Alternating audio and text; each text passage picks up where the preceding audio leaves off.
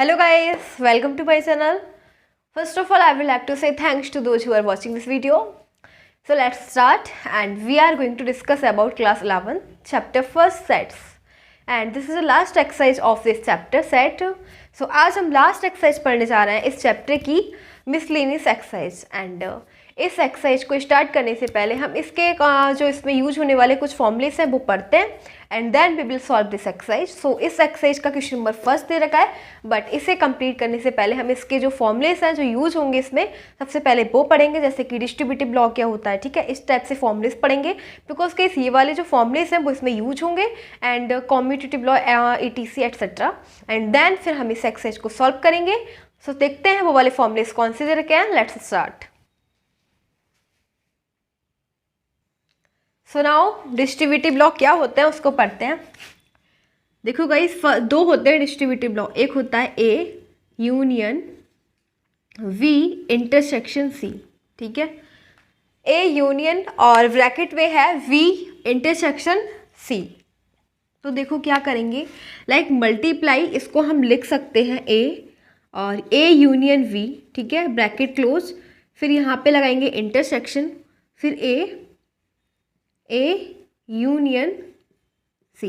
ठीक है, सो ये होता है हमारा first.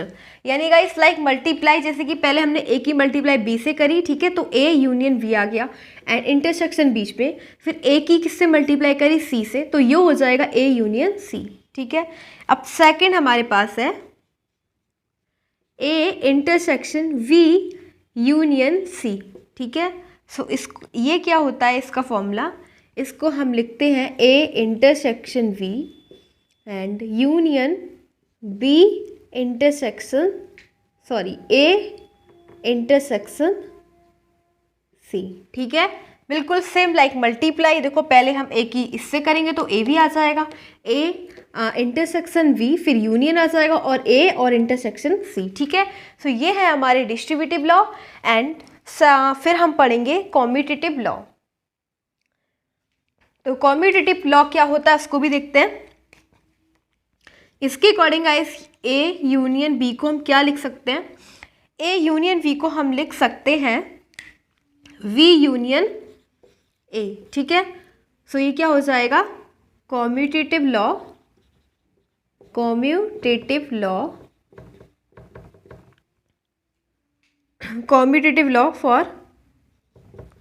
For the union of two sets.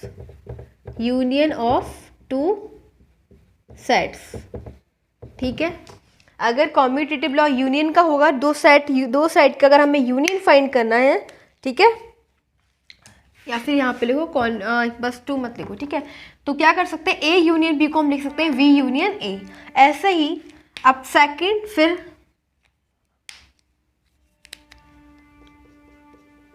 और A इंटरसेक्शन B को हम क्या लिख सकते हैं, V इंटरसेक्शन A, और ये हो जाएगा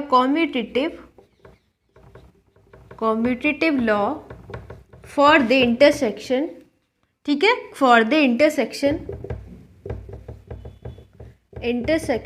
ऑफ सेट्स. यानी कि गाइस अगर इंटरसेक्शन है तो यहाँ पे इंटरसेक्शन लग जाएगा, एंड अगर यूनियन है तो बीच में आ जाएगा यूनियन. तो हम इसको चेंज कर सकते हैं, A को A की जगह B रख सकते हैं एंड V की जगह A रख सकते हैं कॉम्यूटेटिव लॉ के अकॉर्डिंग. ठीक है, अब ये पढ़ेंगे यूनियन ऑफ 3 सेट्स, 3 सेट का यूनियन.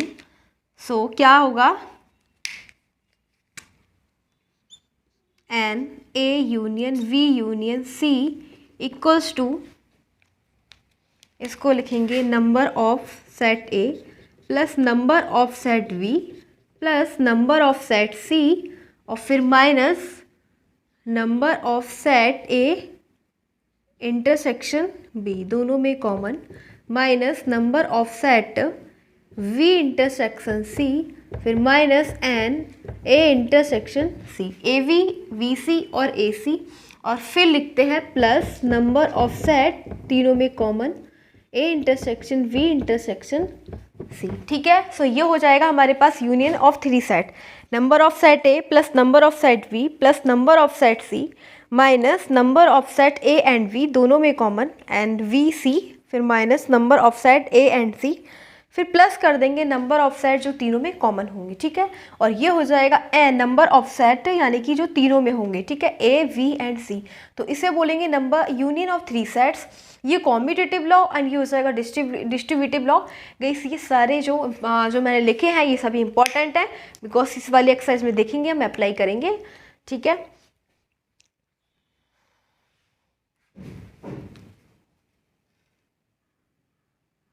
अब देखो कुछ ये इंपॉर्टेंट नोट है, एक थ्योरम आइडेम्पोटेंस, यानी कि ए इंटरसेक्शन ए का अगर हम दोनों में कॉमन देखेंगे तो हमें क्या मिलेगा, ए, ठीक है। ए इंटरसेक्शन ए क्या होता है, ए, और ए यूनियन ए दोनों में कॉमन क्या होता है, ए, ठीक है।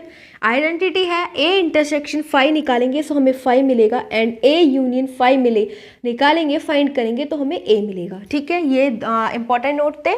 सो अब हम स्टार्ट करेंगे अपनी एक्सरसाइज, मिसलेनियस एक्सरसाइज का question number first.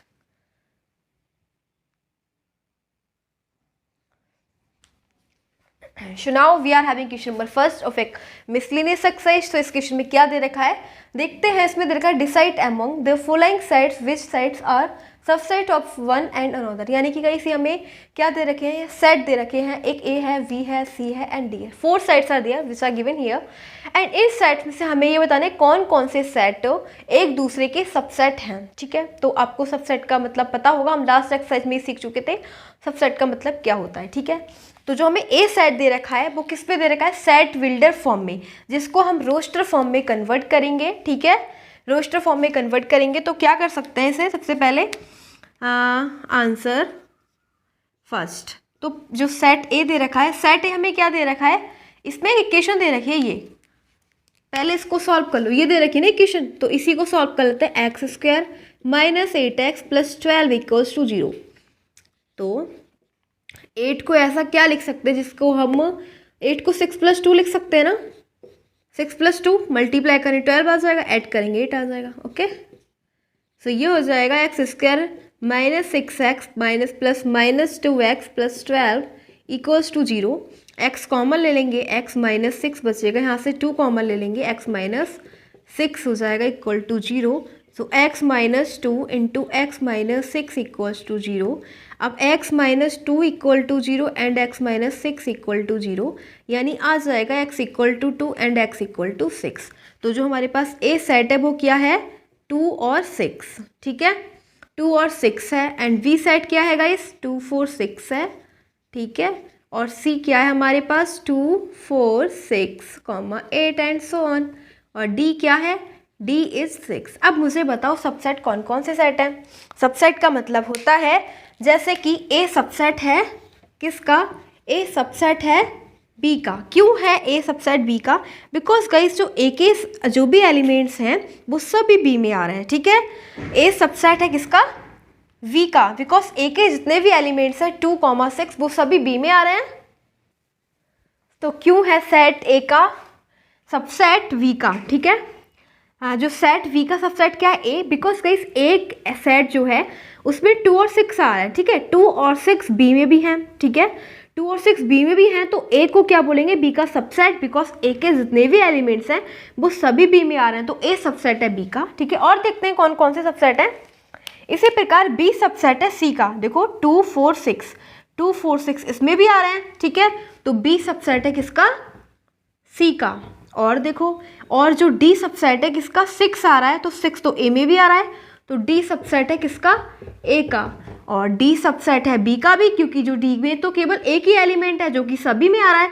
So D subset of all set, D subset है वी का भी है, ठीक है। और जो डी है वो सबसेट किसका है, सी का भी है, क्योंकि गाइस सी में भी 6 आ रहा है, तो इसे बोलेंगे डी सबसेट है सी का।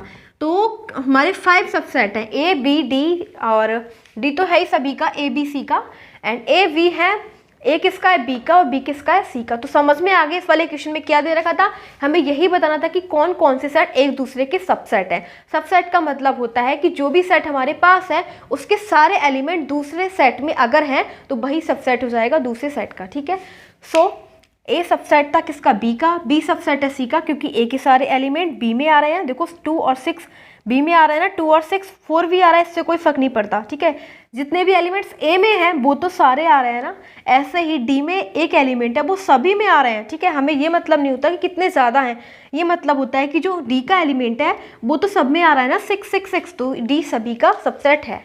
ओके, सो ऐसे हो जाएगा हमारा क्वेश्चन नंबर फर्स्ट। एंड अब करेंगे next question number second. So question number second, and question number second में क्या दे रखा है, in which of the following determine whether the statement is true और फॉल्स, यानी कि गाइस ये हमें सम्स दे रखे हैं, 6 सम्स दे रखे हैं, ठीक है। अभी मैंने केवल 3 ही नोट करे हैं क्योंकि यहाँ पे हमें सॉल्व भी करना है। तो इसमें से बताए कौन कौन से स्टेटमेंट ट्रू है, सही है, और कौन कौन से फॉल्स हैं, गलत हैं। अगर ट्रू है तो उन्हें प्रूफ करो, और अगर फॉल्स है तो एग्जाम्पल दो, ठीक है। तो हम पहले स्टेटमेंट को देखते हैं, क्या दे रखा है इसमें। हमें दे रखा है देयर इज गिवन दैट यदि if x belongs to a, अगर x है वो a में बिलोंग कर रहा है, ठीक है, और a बिलोंग टू b, और जो a है वो b में बिलोंग कर रहा है, तो क्या x b में भी बिलोंग करेगा, ठीक है। तो हमें कितने सेट दे रखे हैं गाइस, a v 2 सेट दे रखे हैं, ठीक है। तो हम फर्स्ट को देखो, पहले हम एग्जाम्पल से देखते हैं, हम खुद को सेटिस्फैक्शन देख लेते हैं कि ये सही है या गलत है। ओके, तो हमें x दे रखा है, लेट x को हम 1 मान लेते हैं, ठीक है, x को मान लो 1, ठीक है। तो अब बोला गया है कि जो x है वो एलिमेंट कहाँ पे है, सेट 1 में है, ठीक है। तो मैंने x को, x जो एलिमेंट है वो सेट 1 में मान लिया, ठीक है। फिर हमें ये दे रखा है एक सेट है हमारा b, ठीक है, और b में क्या है, जहाँ b में a बिलोंग कर रहा है, b में क्या कर रहा है, a बिलोंग कर रहा है, ठीक है। तो अब हमें जो a लेना है ना, a वो कैसा लेना है, लाइक का एलिमेंट। तो एलिमेंट को हम ऐसे लिख सकते हैं, ठीक है। एलिमेंट का मतलब एक एलिमेंट है वो भी ब्रैकेट में है, ठीक है। तो ब्रैकेट में लेंगे इसको क्योंकि ये बिलोंग कर रहा है, ठीक है। बिलोंग का मतलब ऐसे लिखते हैं, ठीक है। और यहाँ पे कोई और ले लो, 2 ले लो, यहाँ पे ले लो 3, ठीक है। तो इस टाइप से हमारे पास एक सेट हो गया a, और a में क्या बिलोंग कर रहा है, x 1 बिलोंग कर रहा है किसमें a में, और जो b सेट है उसके अंदर हमारे इस टाइप से हो गया, ठीक है। उसमें ये जो सेट है वो लाइक का एलिमेंट काम कर रहा है, क्या एलिमेंट की तरह काम कर रहा है कि 1 एक एलिमेंट है जो कि ब्रैकेट के अंदर है, ठीक है। अब हमसे पूछा जा रहा है जो x है क्या वो b में भी बिलोंग करेगा, यानी कि x है, ठीक है, x1 जो है, क्या वो x जो है एलिमेंट है वो 1 a में तो है, क्या वो b में भी है। तो गाइस देखो, क्या एलिमेंट b में है, क्या 1 b में है। तो अब आप सोचेंगे कि 1 b में है, तो ये नहीं, ये b में नहीं है, ये इस टाइप से है, ये ब्रैकेट के अंदर है ना, ठीक है। तो ये कहाँ बिलोंग कर रहा है, ये नहीं बिलोंग कर रहा, केवल 1 थोड़ी ना है। अगर 1 और होता है यहाँ पे तो मानते हैं, यहाँ पे 1 नहीं है, ब्रैकेट के अंदर है पूरा, ठीक है। तो ये पूरा एलिमेंट ऐसे है जो ब्रैकेट के अंदर है। अगर हमारा ऐसे बोला जाता कि ये वाला बिलोंग कर रहा है बी में, तो हो जाता राइट। लेकिन गाइस अब बोला गया है क्या, जो x हमने लिया 1 x में बिलोंग, ए सेट में भी बिलोंग कर रहा है, तो क्या ये वाला जो 1 है वो बी में भी बिलोंग कर रहा है। कहाँ आपको दिख रहा है 1 बिलोंग कर रहा है बी में, कोई 1 है, सिंगल 1 नहीं है, इसके ऊपर ब्रैकेट भी लगा, ब्रेसेस भी है। तो ये क्या हो जाएगा, फॉल्स। क्या हो जाएगा गाइस, फॉल्स, क्योंकि 1 belong to A but 1 does not belong to B, ठीक है, बी में नहीं है, ये तो पूरा ब्रैकेट है, ऐसे नहीं होता। तो ये हो जाएगा फॉल्स, ठीक है। अब हमारे पास क्या देना था, अगर फॉल्स है तो एग्जाम्पल दे दो, तो एग्जाम्पल दे देना ये वाला, ठीक है। अब हमारे पास ट्रू फॉल्स ही है ये नॉर्मली। अब सेकंड वाला है, अगर आपका कंसेप्ट अच्छा है तो अच्छे से समझ लोगे, ठीक है। अगर आपने पीछे की वीडियो को अच्छे से क्लियर कर रखा है तो इसमें कोई कंसेप्ट में कोई प्रॉब्लम नहीं होगी आपको। अब हमारे पास दे रखा है सेकंड में दे रखा है, अगर ए सबसेट है किसका, बी का, एंड बी बिलोंग टू सी, तो क्या ए भी बिलोंग करेगा सी में। देखते हैं, ए सबसेट है बी का, तो सबसेट का मतलब होता है जो भी एलिमेंट किस में है, जो भी एलिमेंट ए में है वो सभी आने चाहिए बी में, ठीक है। 1 2 तो आने ही आने हैं, और भी कितने भी हो जाए उससे हमें कोई मतलब नहीं, ठीक है। ये दोनों तो आने ही आने हैं, इसीलिए ए को बोला गया है ए सबसेट है किसका, बी का, क्योंकि ए के जितने भी एलिमेंट्स हैं वो किस में है, बी में, और ज़्यादा हो जाए उससे कोई फर्क नहीं पड़ता, ठीक है। फिर बोला गया है एंड वी बिलोंग टू सी, और ये जो बी है पूरा वो किस में बिलोंग कर रहा है, सी में।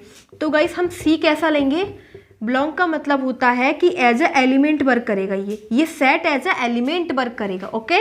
तो यहाँ पे लिख देना 4, और यहाँ पे 1 2 3 एक साथ तीनों, ठीक है, और यहाँ पे 5 डाल देना, ये सेट है हमारे पास सी, क्योंकि हमसे बोला गया है जो बी है पूरा लाइक अ एलिमेंट, ठीक है। तो एलिमेंट कहाँ पे बिलोंग करेगा, ये पूरा एलिमेंट सी में, तो ये ऐसे लिख दिया।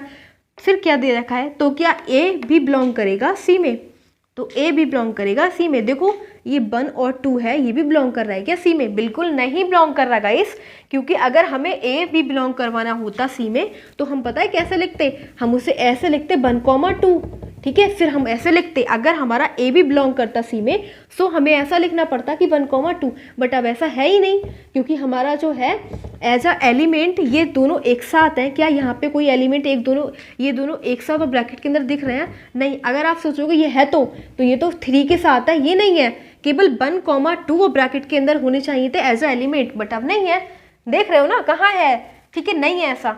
ओके, सो ये हो जाएगा फॉल्स, और रीजन हो जाएगा क्योंकि 1,2 इज नॉट बिलोंगिंग टू सी। ये कहाँ है इसमें, सी में आए क्या ये दोनों 1,2 एक साथ ब्रैकेट के अंदर, नहीं आए ना, तो ये क्या हो जाएगा फॉल्स। सो इसको भी बोलेंगे फॉल्स, इसको भी बोलेंगे फॉल्स, और दोनों के एग्जाम्पल हो जाएंगे ये। अब करेंगे थर्ड वाला, तो पहले से नोट कीजिएगा आप।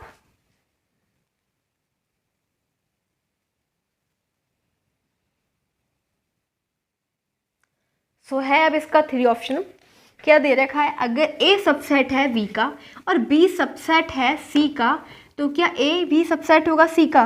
तो पहले हम खुद चेक कर लेते हैं अपनी सेटिस्फेक्शन के लिए, एग्जाम्पल ले लेते हैं, ठीक है। सपोज करो मैंने एक सेट ले लिया ए जिसमें है केवल एक 1, ठीक है, और जो ए है वो सबसेट है किसका, बी का, ठीक है। मतलब ए के जो भी एलिमेंट होंगे वो किस में आएंगे, वो कंटेन करेंगे सेट बी में। ओके, आ भी रहे हैं, ए का जो भी एलिमेंट है 1 वो इसमें भी आ रहा है, ठीक है। अब बी सबसेट दे रखा है सी का, तो मतलब बी के जो भी एलिमेंट होंगे वो किस में आएंगे, सी में, इस प्रकार से, ठीक है। सो ये सभी क्या है, सबसेट। तो मुझे एक बात बताओ, फिर हमें दे रखा है अगर ए सबसेट है बी का और बी सबसेट है सी का, तो क्या ए सबसेट नहीं होगा बी का, बिल्कुल होगा सी का। देखो ए का जो यानी कि जो ए के एलिमेंट है क्या 1 इसमें भी आ रहा है ना, तो बस ए भी सबसेट है किसका, सी। तो ये बिल्कुल ट्रू है, और हमें बोला गया अगर ट्रू हो तो हमें एग्जाम्पल नहीं बल्कि हमें देना है प्रूव। तो प्रूव करेंगे, क्योंकि गाइस सब एग्जाम्पल नहीं देना, एग्जाम्पल नहीं देना, ठीक है। प्रूव करेंगे, लेट x बिलोंग्स टू ए, माना कि जो x है वो a में बिलोंग कर रहा है, इम्प्लॉइज दैट x भी ऑल्सो बिलोंग करेगा b में। रीजन क्या हो जाएगा, बिकॉज a सबसेट है किसका, b का, ठीक है। अगर देखो x अगर a में बिलोंग कर रहा है तो x b में जरूर करेगा, क्योंकि a सबसेट है b का, ठीक है। तो a सबसेट है b का, तो a के सारे एलिमेंट b में तो होंगे ही, ठीक है। और फिर दे रखा है कि अब यहाँ पे लिखो इम्प्लाइज दैट x सी में भी बिलोंग करेगा। अब ऐसा क्यों दे रखा है, बिकॉज b सबसेट है सी का, ठीक है। जब b सबसेट होगा सी का तो सारे एलिमेंट सी में भी आएंगे। सो इससे हमारा जो कंक्लूजन निकलेगा, तो देयरफॉर क्या हो जाएगा, ए हो जाएगा सबसेट किसका, सी का। प्रूव, बस ऐसे जनरल प्रूफ दे देना है इसका, ठीक है। तो हो जाएगा ए सबसेट हो जाएगा सी का। अब हम करेंगे फोर्थ वाला। सो फोर्थ को देखते हैं क्या दे रखा है। अगर ए दे रखा है इफ ए सबसेट नहीं है, A is not subset of B, ठीक है। अब ए दे रखा है जो सबसेट नहीं है बी का, एंड और B is not subset of C, और बी सी का सबसेट नहीं है, तो क्या ए भी सबसेट नहीं होगा सी का, देख लेते हैं, ठीक है। फोर्थ में देखते हैं, एक ऐसा सेट लेते हैं जो सबसेट नहीं होगा वी का। तो ले लेते हैं, पहले हमने ए ले लिया 1, ठीक है, 1 और 2 ले लेते हैं, 1,2, और बी ले लेंगे 2,4,6, ठीक है। देखो अब ए सबसेट नहीं है बी का, बताऊँ क्यों, वो इसीलिए क्योंकि जो ए के एलिमेंट्स हैं 1,2 वो सारे एलिमेंट्स बी में नहीं आ रहे हैं। देखो 1,2 क्या इस सेट में आ रहा है, नहीं आ रहा है ना, तो A is not subset of B, ठीक है, A is not subset of B, ठीक है। और बी है वो सी का सबसेट नहीं है, तो सी को हमें क्या लेना है, सी को हम ले लेते हैं 4, 1, ठीक है, 1 ले लेंगे एंड 4 और 9, इस टाइप से ले लेते हैं, ठीक है। अब देखो जो बी है वो सी का सबसेट नहीं है, क्यों, ऐसा क्यों है, क्योंकि जो बी के सारे एलिमेंट हैं क्या सी में आ रहे हैं, नहीं आ रहे हैं ना, तो बी है वो सी का सबसेट नहीं है, ठीक है। फिर बोला गया तो क्या ए भी सबसेट नहीं होगा सी का, देखो क्या ए के सारे एलिमेंट सी में आ रहे हैं, 1,2 सी में आ रहे हैं, 1,2 इसमें नहीं आ रहा है ना, ठीक है, तो ये क्या हो जाएगा, लेकिन ये तो ट्रू बन रहा है, तो ए भी सबसेट नहीं होगा सी का। या फिर ना आप सी को एक काम करो, सी को हम लिख सकते हैं, सी को इस टाइप से भी लिख सकते हैं। ऐसे एग्जाम्पल लेने हैं जो मतलब बिल्कुल करेक्ट हो। सी को हम ऐसे भी लिख सकते हैं 1,2 और 3,4, ठीक है, सी को हम ये ले लेते हैं। ओके, हर पॉसिबल कंडीशन दिखानी है हमें, मतलब हर ऐसा सिचुएशन लेनी है जो मतलब हो सकती है, ठीक है। तो हम ये भी तो लिख सकते हैं सी को 1,2, 3,4 एक ऐसा लेना है, मतलब वो हमने एग्जाम्पल ले लिया। अगर ये वाला एग्जाम्पल ले लें तब क्या होगा, ठीक है, ऐसा लेना है, ठीक है। तो हम तो सी को ये भी ले सकते हैं ना ये। अब ये बी क्या है, सी का सबसेट नहीं है, क्योंकि बी के सारे एलिमेंट इसमें नहीं आ रहे, ठीक है। तो ए क्या सबसेट है सी का, देखो गाइस ए सबसेट है, क्योंकि जो 1,2 है ये एलिमेंट सी में आ रहे हैं ना, ये एलिमेंट सी में आ रहे हैं ना 1,2, तो ए सबसेट है सी का, ठीक है। ए क्या है, सबसेट है सी का, तो इसे बोलेंगे फॉल्स, बिकॉज ए के सारे एलिमेंट सी में एग्जिस्ट कर रहे हैं, ठीक है। तो हमें एक ऐसे एग्जाम्पल लेने हैं जो वो हो सकता हो, ठीक है। जो हमने एग्जाम्पल लिया वो तो था ही नहीं, वो तो ट्रू दिखाया था, लेकिन अगर ये वाला एग्जाम्पल ले लें तो है इसका ए सबसेट है किसका, सी का, तो ये हो जाएगा फॉल्स और इसका यही हो जाएगा एग्जाम्पल, ठीक है। अब हम करेंगे फिफ्थ वाला। फिफ्थ में क्या दे रखा है, फिफ्थ में दे रखा है गाइस कि x belongs to A. x जो है एक सेट लेना है हमें जहाँ पे x क्या कर रहा है, x 1,2 हो जाएगा जो a में बिलोंग कर रहा है, ठीक है। लेकिन a जो है वो b का सबसेट नहीं है, ठीक है। तो b को हम ले लेंगे 2, 4, 6 इस टाइप से ले लेंगे, ठीक है। देखो एक x था जो कहाँ पे बिलोंग कर रहा था 1, इस वाले सेट में बिलोंग कर रहा है, ठीक है। और जो a है वो सबसेट b का नहीं है, मतलब a के सारे एलिमेंट b में नहीं आ रहा है। जैसे कि 2 तो आ रहा है, क्या बना रहा है, नहीं है, ठीक है। तो a क्या है, सबसेट ही नहीं है b का, ठीक है। तो x बिलोंग टू b, तो क्या x जो x हमने इस पे लिया था 1,2 वो b में बिलोंग करेगा। अगर x a में बिलोंग करता है, ठीक है, तो x क्या बिलोंग करेगा b में। तो गाइस कहाँ बिलोंग कर रहा है, जैसे कि मैंने x को क्या लिया, 1 लिया, ठीक है। 1 x में तो a में तो बिलोंग कर रहा है, ठीक है। मैंने लिखा देखो 1 बिलोंग टू a, तो क्या इम्प्लाइज दैट कि 1 बिलोंग कर रहा है क्या b में, 1 is not belonging to b, ठीक है। तो 1 तो बिलोंग ही नहीं कर रहा किसमें, b में, तो ये क्या हो जाएगा फॉल्स। तो ये भी फॉल्स है, क्योंकि जो 1 है वो a सेट में तो बिलोंग कर रहा है लेकिन b सेट में बिलोंग नहीं कर रहा, तो 1 is not belonging to v, तो ये हो जाएगा फॉल्स। ओके, अब हम करेंगे 6 वाला। तो 6 वाले में क्या दे रखा है उसको देखते हैं।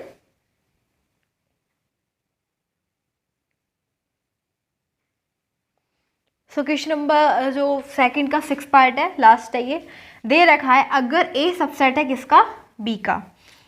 तो a सबसेट यानी कि हम एक 6 वाला देखते हैं, 1,2 है, एक सेट ले लिया हमने a, ठीक है, उसमें 1,2 एलिमेंट है और b का वो है सबसेट, तो यानी कि जो a के सारे एलिमेंट है वो b में होने चाहिए, ठीक है, क्योंकि a जो है वो सबसेट है v का। एंड x बिलोंग, अगर x बिलोंग नहीं कर रहा किसमें, b में, एक तो एक ऐसा एलिमेंट लो 6 ले लेते हैं, ठीक है, जो कि बिलोंग नहीं कर रहा b में, ठीक है। एक ऐसा एलिमेंट 6 ले लो जो b में नहीं बिलोंग कर रहा है, ठीक है। देन वो जो 6 है वो a में भी बिलोंग नहीं करेगा, बिल्कुल ठीक बात की, जो 6 है वो a में भी बिलोंग नहीं करेगा, क्योंकि गाइस ऐसा है जो a के सारे, ये बात बिल्कुल ट्रू है, इसे लिख दो ट्रू। अब मैं बताती हूँ क्यों, क्योंकि हमें दे रखा है एक सेट है a के मैंने एलिमेंट ले लिए 1,2, ठीक है, और a सबसेट दे रखा है किसका, b का, यानी कि a के जो भी एलिमेंट्स है सारे एलिमेंट b में आने चाहिए, ठीक है। तो b दे रखा है 1,2, 3 आ रहे हैं, ठीक है। तो अब फिर बोला गया है कि अगर एक ऐसा एलिमेंट है जो b में नहीं आ रहा तो वो a में कैसे आ जाएगा, क्योंकि b जो हमारा होता है ना वो बड़ा सेट होता है, सब एक होता है सबसेट और एक होता है उससे बड़ा सेट, ठीक है। सबसेट का मतलब होता है कि इस एलिमेंट के सारे नंबर इसमें आए, ठीक है, ये बड़ा सेट होता है, b होगा बड़ा और a होगा छोटा, इसका छोटा रूप, यानी कि इसके सारे एलिमेंट इसमें होने चाहिए, सारे नहीं, मतलब इसके सारे एलिमेंट इसमें तो होने ही चाहिए, ये तो छोटी चीज़, यानी कि जैसे कि एक सर्कल है, ठीक है। तो अगर हम ये बात करें इस टाइप से, ये देखो ये है हमारा ए सेट और ये हमारा हो जाएगा बी सेट, ये पूरा है बी सेट, ओके, और ये है ए सेट। तो ए सेट तो हमारा इसी में से निकल रहा है ना, ए सेट कहाँ से लिया है, बी से, तो ए सेट के तो सारे एलिमेंट बी में होंगे ही, ठीक है। और अगर कोई ऐसा एलिमेंट जो बी में ही ना हो तो वो ए में कैसे हो जाएगा, क्योंकि ए तो खुद ही इसके अंदर है, ठीक है। अगर ऐसी कोई चीज़ है जो इसमें ना पाए तो इसमें कैसे आ जाएगी, क्योंकि ये तो इसके अंदर ही है, ठीक है। तो इसी प्रकार से ये वाली बात बिल्कुल ट्रू है। अब हमें ये अगर ट्रू है तो हमें देना है प्रूफ, तो कैसे देंगे इसका, तो ऐसे लिख देना आप, लेट x बिलोंग्स टू ए। अगर ए में x जो है वो ए में बिलोंग कर रहा है, ठीक है, इम्प्लाइज दैट x बिलोंग करेगा किसमें, बी में। रीजन दे दो क्योंकि ए जो है सबसेट है किसका, बी का, ठीक है। फिर नेक्स्ट लिखना, if x is not belonging to B, तो implies that then x belong नहीं करेगा किसमें, ए में। रीजन हो जाएगा क्योंकि गाइस वो सबसेट है, ए सबसेट है बी का, ठीक है। तो सारी चीज़ें अगर बी में जो चीज़ आ रही है वो इसी में आएंगी, ठीक है। तो इसी प्रकार से आप लिख देना इसे, क्योंकि वो सबसेट है तो इसमें सबसेट में तो सारी चीज़ें आनी चाहिए, अगर एक बड़े सेट में, ठीक है। तो बस ये लिख देना और फिर इसके आगे लिख देना because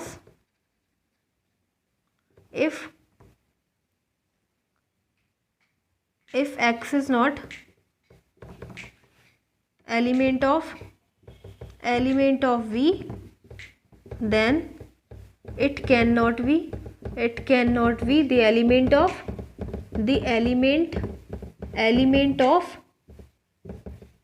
a, because a is subset of b, ठीक है। जब एलिमेंट ही नहीं है बी का, बी सेट का एलिमेंट नहीं है x, तो ए का भी नहीं हो सकता क्योंकि ए तो उसका सबसेट है ना बी का, ठीक है। तो इस प्रकार से हमारे जो क्वेश्चन नंबर 6 हैं वो हो जाएंगे कंप्लीट सेकंड के 6 पार्ट तक। एंड अब हम करेंगे थर्ड क्वेश्चन इसका। अब देखो हमारे पास क्वेश्चन नंबर 3 है। क्वेश्चन नंबर 3 में दे रखा है let A B and C be the sets, यानी कि 3 सेट दे रखे हैं, कौन कौन से, ए बी और सी, सच दैट इस प्रकार की A union B is equal to क्या है, A union C, A union B is equal to A union C है, एंड और A intersection B is equal to B intersection C है। तो शो करो कि वी और सी क्या है, इक्वल है, ठीक है। तो हम इसे शो करेंगे एंड इसमें क्या करेंगे, जो हमें दे रखा है गिवन दैट क्या क्या चीज़ दे रखी है गाइस, हमें दे रखा है A union B equals to A union C and A intersection B equals to B intersection C. तो एक काम करो, ये जो दे रखा है A union B equals to में ए यूनियन सी को एक साथ में ले लो, ठीक है। और फिर क्या करेंगे, यहाँ पे एक बार इंटरसेक्शन में क्या ले लेंगे, एक बार इंटरसेक्शन में बी ले लेंगे दोनों के, ठीक है। सो यहाँ पे ले लो बी और इसके भी इंटरसेक्शन में क्या ले लेंगे, बी। केवल मैंने एक काम करा, ए यूनियन बी दे रखा था, इसको ऐसे ही नोट कर लिया, ए यूनियन सी को ऐसे ही नोट कर दिया, और इसके इंटरसेक्शन में पहले क्या लिख दिया, इंटरसेक्शन बी, और इसके भी इंटरसेक्शन वी लिख दिया, ठीक है। वो क्यों करा, पहले हम लेंगे बी और पहले हमने इंटरसेक्शन बी कर दिया, बाद में लेंगे सी, ठीक है। तो फिलहाल तो हमने बी ले लिया। अब क्या करेंगे, अप्लाइंग डिस्ट्रीब्यूटिव लॉ, अप्लाइंग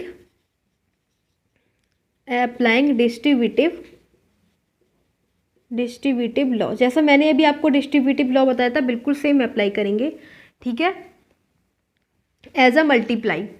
तो मल्टीप्लाई कैसे करेंगे, पहले आ जाएगा ए, ठीक है, ए और फिर इंटरसेक्शन वी ब्रैकेट क्लोज, फिर यूनियन लगा देंगे, फिर क्या आ जाएगा बी और इंटरसेक्शन बी, ठीक है। अब यहाँ पे भी डिस्ट्रीब्यूटिव लॉ अप्लाई किया, यहाँ पे भी करेंगे। सो ये हो जाएगा ए, मल्टीप्लाई करेंगे इसकी ए इंटरसेक्शन वी और यूनियन सी इंटरसेक्शन बी, ठीक है, ये हो गया। अब देखो ये क्या है, ए इंटरसेक्शन बी ऐसे ही और यूनियन बी इंटरसेक्शन बी, मतलब दोनों में कॉमन क्या है, तो बी हो जाएगा, ठीक है। और ये हो जाएगा ए यूनियन वी, ठीक है। और इसको हम ऐसे भी लिख सकते हैं ना, वी इंटरसेक्शन सी। और ऐसा क्यों लिख सकते हैं, क्योंकि मैंने आपको कॉम्यूटेटिव लॉ बताया था, commutative law of intersection, commutative law, ठीक है, कॉम्यूटेटिव लॉ, ठीक है, कॉम्यूटेटिव लॉ हमने अप्लाई कर दिया। कॉम्यूटेटिव लॉ के अकॉर्डिंग क्या होता है, रिप्लेस हो जाता है, ठीक है। अब देखो फिर क्या हो जाएगा, A union B, A intersection B है और यूनियन वी एजिटेट, ठीक है। और हम क्या लिख सकते हैं, अभी कुछ मत करो और इसे बोल दो इक्वेशन फर्स्ट, ठीक है, ऐसे ही लिख के इसे बोल देंगे equation first, B union C, और इसे बोल देंगे इक्वेशन फर्स्ट। ठीक है, अब नेक्स्ट हम क्या करेंगे, अभी हमने ए यूनियन बी और ए यूनियन सी लिया था, फिर से लेंगे ए यूनियन बी और इक्वल्स टू में ए यूनियन सी। ठीक है हाँ, और अब हम लेंगे सी, तो इंटरसेक्शन सी लगाओ और इंटरसेक्शन सी लगाओ। इधर हमने इंटरसेक्शन बी लगाया था दोनों के में, इसमें लगाएंगे इंटरसेक्शन सी और इंटरसेक्शन सी। ठीक है, अब फिर से apply distributive law, distributive law लिख देना, अप्लाइंग डिस्ट्रीब्यूटिव लॉ क्या हो जाएगा, multiply as a multiply we will apply. तो यहाँ पे हो जाएगा ए इंटरसेक्शन सी, फिर यहाँ पे यूनियन, फिर बी इंटरसेक्शन सी, और इक्वल्स टू में इधर क्या हो जाएगा, इधर भी हम डिस्ट्रीब्यूटिव लॉ अप्लाई करेंगे।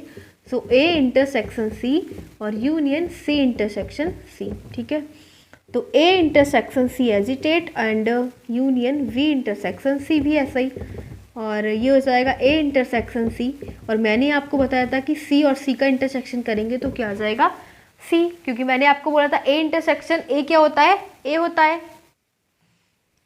ठीक है, और या फिर आप लिख देना because C intersection C equals to C होता है। ठीक है, इधर भी लिख देना, इधर जो हमने करा था V intersection V is equal to, यहाँ पे कहीं लिख देना because B intersection B equals to B होता है। ठीक है, मैंने आपको ये पहले लिखवाया था एज अ आइडेंटिटी, तो वही है ये। ठीक है, अब देखो हम ए इंटरसेक्शन सी ऐसे ही रहेगा, और बी इंटरसेक्शन सी को क्या लिख सकते हैं, हमें दे रखा है B intersection C equals to A intersection B.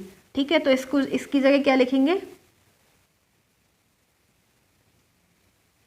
A intersection, ये दे रखा है ना वी इंटरसेक्शन, नहीं इसको नहीं लिखेंगे, ए इंटरसेक्शन सी एजिटेट रहेगा, एंड ये हो जाएगा, देखो एक मिस्टेक हो गई, वो ये हो गई कि हमें दे रखा है कि यहाँ पे ना ए इंटरसेक्शन सी है। ठीक है, ये दे रखा था ए है ये, ओके, ए इंटरसेक्शन सी है, एक ये दे रखा है A intersection B equals to A intersection C. ठीक है, तो हम ये करेंगे, ए इंटरसेक्शन सी की जगह हम क्या लिख सकते हैं, इसकी जगह गाइस हम लिख सकते हैं ए इंटरसेक्शन बी। ठीक है, सो यहाँ पे लिख देंगे ए इंटरसेक्शन बी और यूनियन वी इंटरसेक्शन सी, ऐसे यहाँ पे इंटरसेक्शन सी की जगह क्या लगाएंगे, ए इंटरसेक्शन बी और यूनियन सी, और यहाँ पे लिख देना because A intersection C equals to में क्या है, ए इंटरसेक्शन बी। ठीक है, और इसे दे देंगे इक्वेशन सेकंड, क्या दे देंगे, इक्वेशन सेकंड। अब आप देखो इक्वेशन फर्स्ट एंड सेकंड से हमें क्या मिल रहा है, दोनों बिल्कुल सेम है ना, from first and second, from first and second दोनों ये वाली और ये बिल्कुल सेम है, तो ये हो जाएगा A intersection B union B equals to में हो जाएगा ए इंटरसेक्शन वी और यूनियन सी। ठीक है, तो ये हो जाएगा, और इसको हम लिख सकते हैं बी इक्वल्स टू में सी। और क्यों लिखेंगे गाइस, ये बी और सी इक्वल क्यों हो जाएगा, हम इसको एक लाइक का एग्जाम्पल, आपको एग्जाम्पल शो करेंगे। ठीक है, तो इसे रफ कर देंगे, अब इसमें कुछ नहीं था, बस हमें प्रूफ करना था कि बी इक्वल्स टू में सी है, जो हम प्रूफ कर चुके, और अब हम आपको एग्जाम्पल से शो करेंगे कि अगर बी और सी इक्वल होगा तो यही होगा। ठीक है, तो अब एग्जाम्पल ले लेते हैं इसका।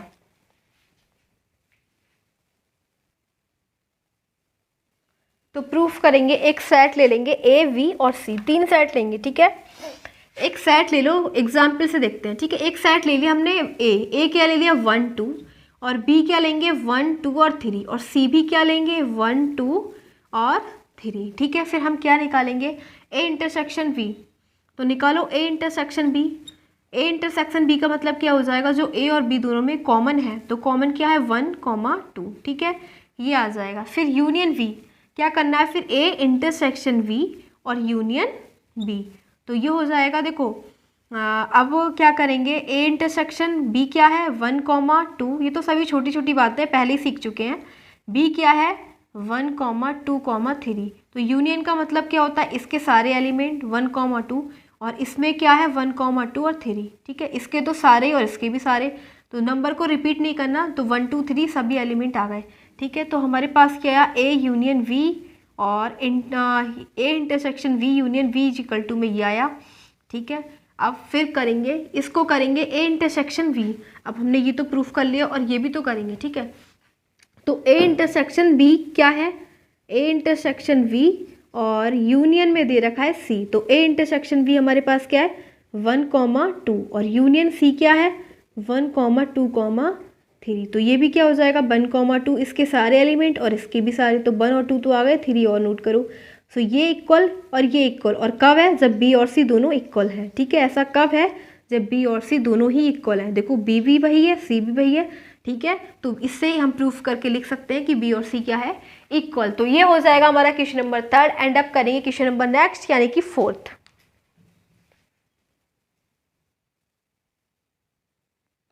क्वेश्चन नंबर 4th है हमारे पास और क्या दे रखा है मिसलेनियस एक्सरसाइज का question number 4। There is given that show that if so that the following 4 conditions are equivalent. यानी कि ये दे रखा है, ये जो 4 कंडीशंस दे रखी हैं वो एक दूसरे के इक्विवेलेंट है, ठीक है, एक दूसरे के ही समानांतर हैं, इक्विवेलेंट हैं। कैसे हैं गाइस, मतलब इनसे एक दूसरे का लिंक कैसे है, तो देखते हैं। सबसे पहले हमें क्या दे रखा है, फर्स्ट कंडीशन क्या है, ए सबसेट है बी का, ठीक है। मतलब ये शो करना है कि एक दूसरे से रिलेटेड है ये कंडीशन, ठीक है, एक दूसरे के इक्विवेलेंट है, ओके। तो फर्स्ट कंडीशन हमें दे रखी है कि ए जो है वो क्या है बी का है सबसेट, ठीक है। यानी कि मतलब ये हो जाएगा अगर हम एक सेट ले 1,2 वी ए ले लिया, ठीक है, और बी क्या है 1,2,3, ठीक है। तो अगर हम a माइनस बी निकालेंगे, क्योंकि a सबसेट है b का, तो यानी कि a के सारे एलिमेंट b में हैं, और अगर a माइनस बी करें तो 1,2 माइनस 1,2,3, तो हमारे पास क्या मिलेगा। देखो पहले हम जिसमें से माइनस करते हैं मतलब उसी से होता है, ओके। सो 1,2 1 है इसमें, इससे माइनस कर दो 2 है इसमें, क्या बचा इसमें, तो 1,2 डिलीट हो गए, केवल 5 बचा ना। तो a minus B equal to क्या हो जाएगा 5, ठीक है। कुछ कॉमन ही नहीं है दोनों में, बचा ही क्या एम्प्टी सेट बचा, कुछ नहीं बचा एम्प्टी सेट, ठीक है।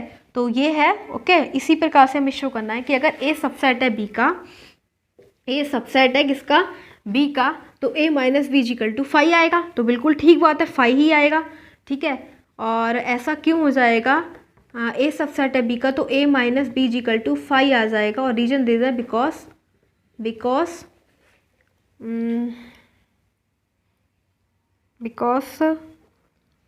All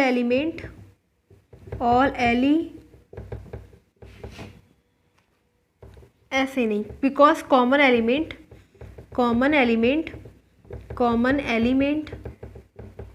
of A and B will finish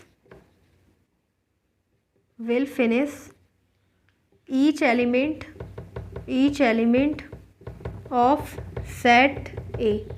क्योंकि जो भी कॉमन एलिमेंट है ए और बी के, वो सारे एलिमेंट फिनिश कर देंगे सेट ए के। तो a minus B equal to क्या हो जाएगा 5, क्योंकि दोनों में से माइनस करेंगे तो a में कुछ बचेगा ही नहीं, ठीक है। तो ये a minus B equal to 5 आ जाएगा। एंड अगर a माइनस बी क्या है 5 है, ठीक है। अब हमारे मतलब ये दे रखा है फर्स्ट कंडीशन से प्रूफ करना है सेकंड को, सेकंड से थर्ड को, थर्ड से फोर्थ को, इन्हीं कंडीशन को लेके नीचे वाली कंडीशन को दिखाना है, ठीक है। अगर a minus B equal to 5 है तो a union b equal to क्या आएगा b आएगा। बिल्कुल गाइस बिल्कुल आएगा, ठीक है। क्यों, क्योंकि अब मैं बताऊँ आपको, अगर a क्या था 1,2 और b क्या है 1,2,3, ठीक है। अगर हम इसका a यूनियन b निकालें तो 1,2 और यूनियन 1,2,3 निकालोगे तो आपको क्या मिलेगा, यूनियन का मतलब इसके तो सारे और इसके भी सारे, तो 1,2,3। सो ये आ गया a यूनियन b। आपको क्या मिला, बड़ा सेट मिला ना, ठीक है, b वाला मिल गया ना, जो कि इक्वल किसके है b के। तो ये वाली कंडीशन बिल्कुल ट्रू है, ठीक है, b के इक्वल मिल रहा है। अब क्या करेंगे, अगर a minus B equal to है 5, ठीक है, तो a union b equal to हो जाएगा b के। रीज़न हो जाएगा because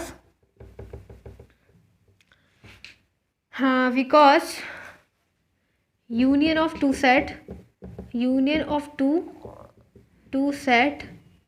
is always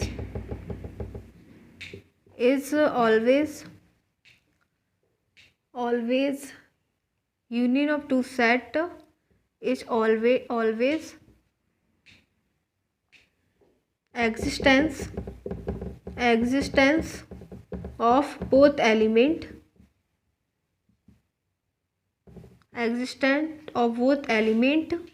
and big set is big set is B. ठीक है, तो बी जो बड़ा सेट है तो बी के सारे एलिमेंट ही हो जाएंगे। ठीक है, अगर इनका, क्योंकि जो गाइस दोनों union of two set is always existence of both elements, लिख देना A and V set, A and V set and big set is V. तो जो बड़ा रूप है वो क्या है, बी, तो बी तो मिलेगा।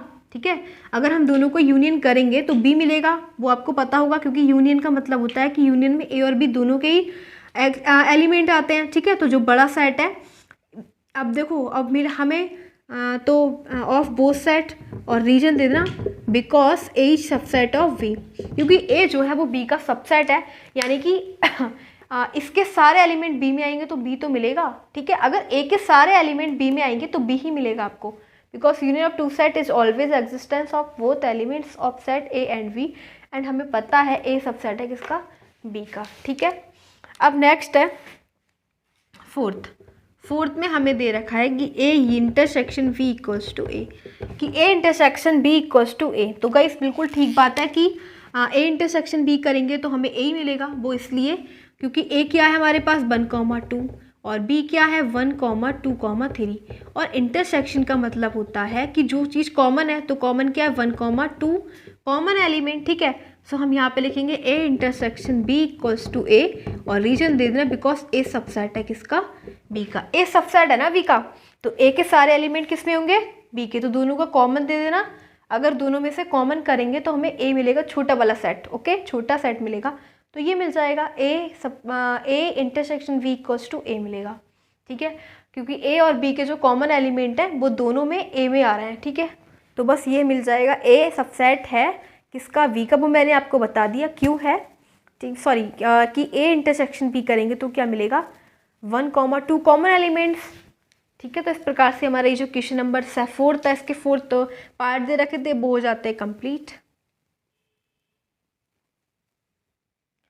नाउ हमारे पास क्वेश्चन नंबर 5 है, थोड़ा डिफरेंट है एंड प्रूफ वाला ही है। ठीक है, तो थोड़ा समझने में आपको हो सकता है कि थोड़ा टफ लगे, बट समझेंगे। शो दैट इफ, अगर हमें ये शो करना है कि अगर ए सबसेट है किसका, वी का, then C minus V is subset of C minus A, तो सी माइनस बी भी सबसेट होगा किसका, सी माइनस ए का। ठीक है, तो देखो क्या करेंगे, ये हमें दे रखा है कि ए सबसेट है वी का। ठीक है, तो गिवन दैट ए सबसेट है किसका, वी का, एंड टू प्रूव, हमें प्रूफ क्या करना है, टू प्रूव कि सी माइनस बी सबसेट किसका है, सी माइनस ए का। तो हम करेंगे प्रूफ, लेट, माना कि x बिलोंग्स टू, देखो x ले लेते हैं, proof let x belongs to C minus B, ये अपनी तरफ से लेट कर लेंगे कि x किस में बिलोंग कर रहा है, सी माइनस बी में। तो इसका मतलब क्या हो जाएगा, इम्प्लाइज दैट, इसका मतलब है कि x belong to C, x C में तो बिलोंग करेगा, बट x जो है वो b में बिलोंग नहीं करेगा। ठीक है, क्यों बिलोंग नहीं करेगा गाइस, क्योंकि सी में से हमने बी के एलिमेंट को सब्ट्रैक्ट कर दिया। ठीक है, बी का कोई भी एलिमेंट सी में नहीं आ रहा। ठीक है, तो एक्स सी में बिलोंग करेगा लेकिन एक्स बी में बिलोंग नहीं करेगा, क्योंकि यहाँ पे नेगेटिव है। ओके, इम्प्लाइज दैट कि एक्स सी में बिलोंग करेगा एंड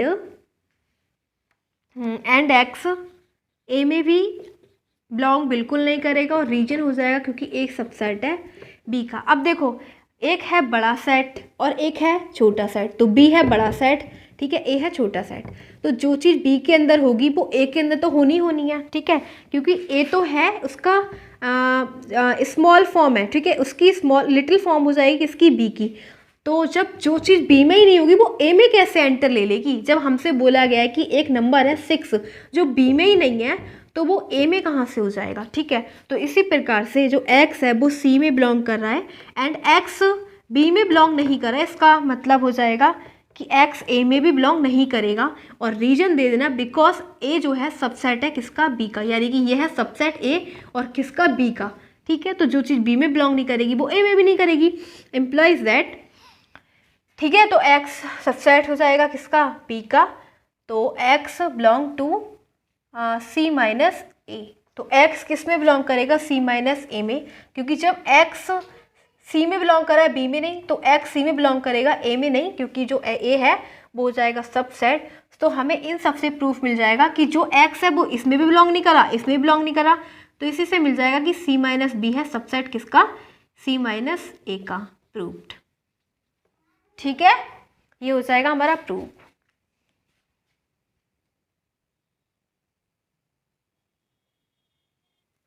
अब हमारे पास है question number 6 and question number 6 में देखो क्या दे रखा है कि एज्यूम दैट, ऐसा मानो कि जो पी ए है वो पावर सेट ए, ठीक है, पावर सेट दे रखा है ए का और पावर सेट बी दे रखा है, वो दोनों इक्वल हैं, तो हमें ये शो करना है कि ए और बी इक्वल है। मतलब गाइस अगर एक दो सेट हैं, ठीक है, एक सेट ए है एंड एक सेट बी है, तो दोनों के पावर सेट कैसे दे रखे हैं, हमें इक्वल दे रखे हैं।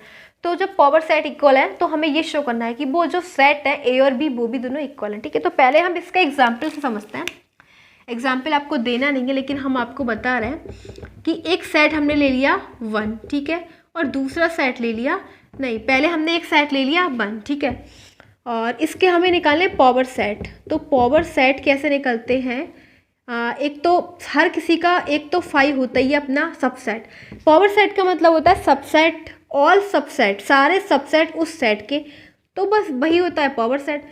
तो इसका एक सबसेट तो 5 तो होना ही है, 5 तो हर किसी का होता ही अपना, और एक वो खुद होता है। ठीक है, तो ये इसके निकल गया पूरा पावर सेट। ठीक है, अब एक सेट ले लिया हमने बी का, ठीक है, और अब बी के भी निकालेंगे तो बी का भी वही हो जाएगा, एक तो खुद है और एक यही है, सो ये हो गए। और ऐसा कब है, तो पी ए इक्वल्स टू हमारे पास पी बी है ना, कब है ऐसा, तब इक्वल है जब ए और बी दोनों इक्वल हैं, यानी कि कब है जब ए और बी इक्वल हैं 1 और 1। ठीक है, तो ऐसा पावर सेट तभी इक्वल होगा दोनों का जब सेट इक्वल होंगे, जब सेट ए और सेट वी इक्वल होंगे तभी पावर सेट ऑफ ए और पावर सेट वी दोनों इक्वल होंगे। ठीक है, तो हमें ये शो करना है, हमें ये एग्जाम्पल नहीं देना, हमें शो करना है। ठीक है, तो हम क्या करते हैं, लेट जो ए सबसेट है वो किसका है, बी का। ठीक है, मानते हैं कि जो ए सबसेट है वो क्या है ए सबसेट है किसका, बी का।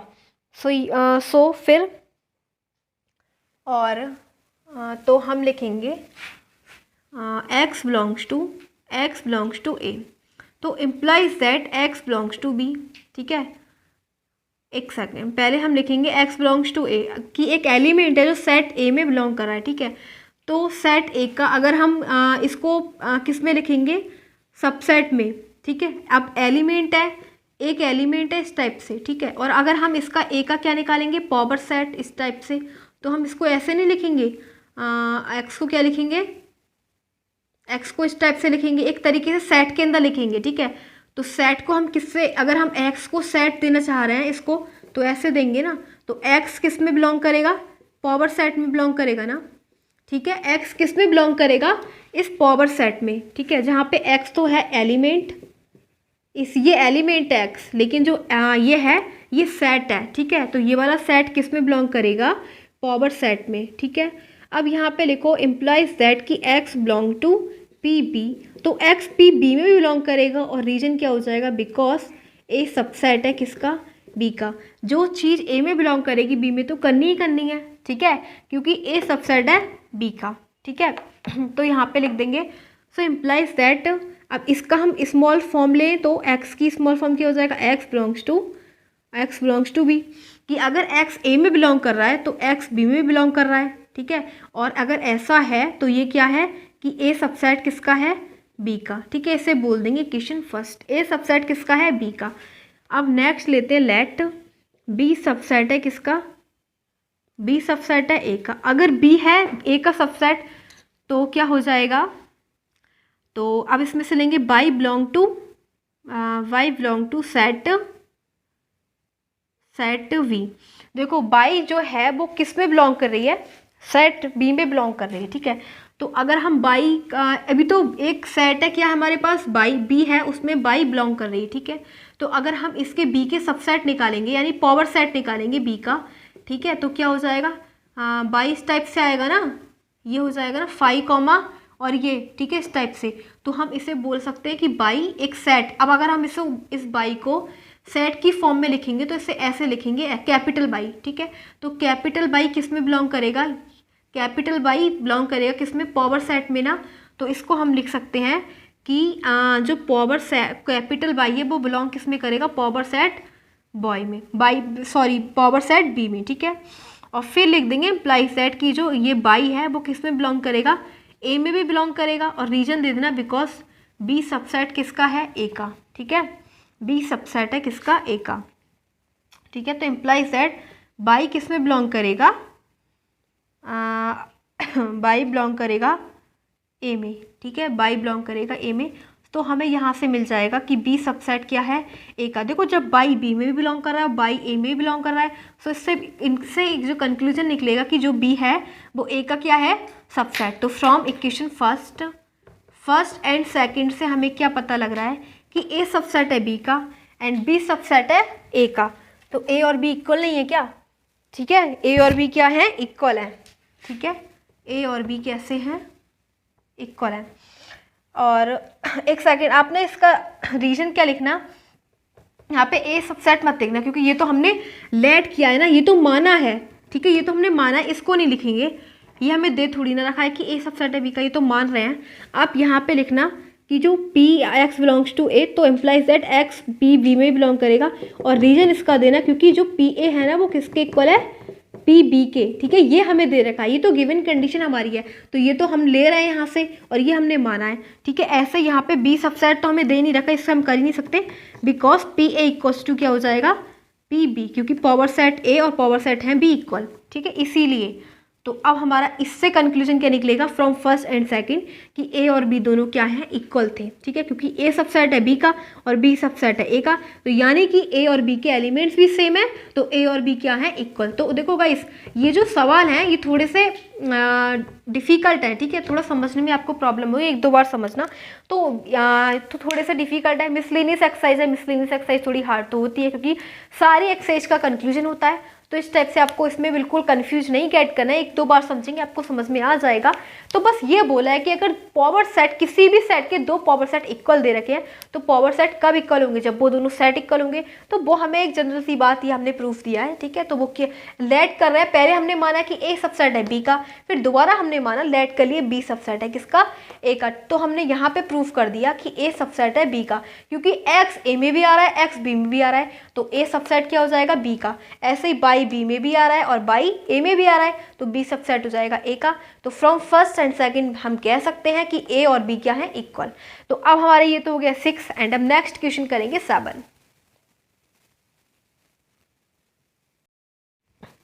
So now we are having question number 7 and in question number 7 this is given that there is given that is it true that, क्या ये ट्रू है that for any set, किसी सेट के लिए एक सेट दे रखा है ए और एक सेट दे रखा है V, power set of A union power set of V equals to power set of A union B. तो इसको हम देखेंगे, इसका हम एग्जाम्पल देंगे गाइस, क्या ये ट्रू है और फॉल्स है। तो why example we will show, example से हम इसे प्रूफ करेंगे, देखेंगे ये ट्रू है या फॉल्स है, ठीक है।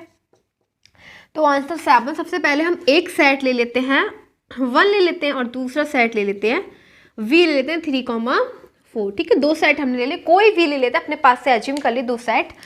और फिर हमें क्या निकालना है, पावर सेट ऑफ ए। तो ए का पावर सेट क्या हो जाएगा, अगर हम ए के निकालेंगे तो एक तो 5 होता है, हर किसी का भी पावर सेट का मतलब होता है सबसेट, ठीक है। तो इस सेट का सबसेट 5 तो होना ही है और एक खुद, ठीक है। अब सेकंड हमारे पास बी दे रखा है सेट वी, तो क्या करेंगे इसके अंदर 5, एक तो हर किसी का 5 होता है और एक वो खुद, जैसे कि 3,4, और एक हो जाएगा पहले 3 फिर दूसरा 4, ठीक है। सो ये हो जाएंगे क्या, पी ए और पी वी, ठीक है। अब हम इसका क्या निकालेंगे, यूनियन, क्योंकि हमें दे रखा है P A union P V निकालना है, ठीक है। पावर सेट ऑफ ए और पावर यूनियन ऐसे, पावर सेट ऑफ ए और फिर union power set of B. तो क्या हो जाएंगे इसके जितने भी, जैसे कि 5, यूनियन का मतलब होता है जो चीज़ इसकी है वो तो सारी होनी है, तो 5 और 1 तो आने ही है, इसके भी सारे, तो 5 तो आ गया और 3,4, ठीक है। और फिर 3, ठीक है, और 4, तो ये हो जाएंगे इसके, ठीक है। ये आ जाएगा हमारा, ये है LHS, ये क्या है LHS। अब RHS ले लेते हैं। RHS में क्या करना है गाइस, पहले ए यूनियन बी निकाल लेते हैं। तो ए क्या है 1, बी ए के सारे एलिमेंट, तो ए के सारे एलिमेंट 1 आ गए और इसके भी सारे एलिमेंट, ठीक है। अब हमें निकालना है power set of A union B, मतलब इसका पावर सेट यानी कि इसके सारे सबसेट। तो सबसेट क्या हो जाएंगे, एक तो 5 खुद, ठीक है, एक 5 तो सबका ही होना है और एक वो खुद ही 1 3 4, ठीक है। और इसके एलिमेंट का सेट 1 हो गया, फिर 3, ठीक है, फिर 4, फिर 1,3 आ जाएगा, ठीक है, 1,3 और फिर 3,4, तो 3,4 और एक हो जाएगा 1,4, 1,4। सो ये हो जाएंगे सबसेट ऑफ दिस सेट 1 2 3 4 5 6 7 8, ठीक है। अब हमें क्या निकालना है, क्या ये दोनों इक्वल है, ये हमारी RHS, क्या LHS और RHS दोनों इक्वल है।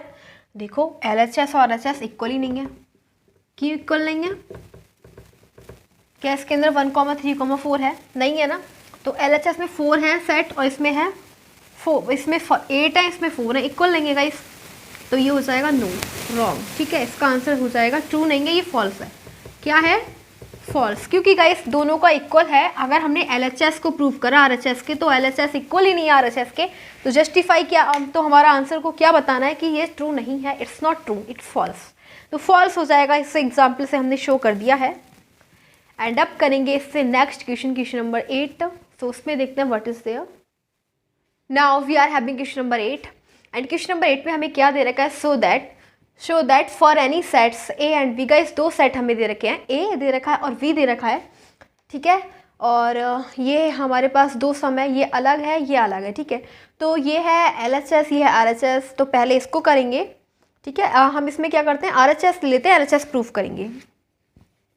2 क्वेश्चन दे रखे हैं, ठीक है। ये दे रखा है A = A इंटरसेक्शन V और यूनियन A - V, ठीक है। तो टेकिंग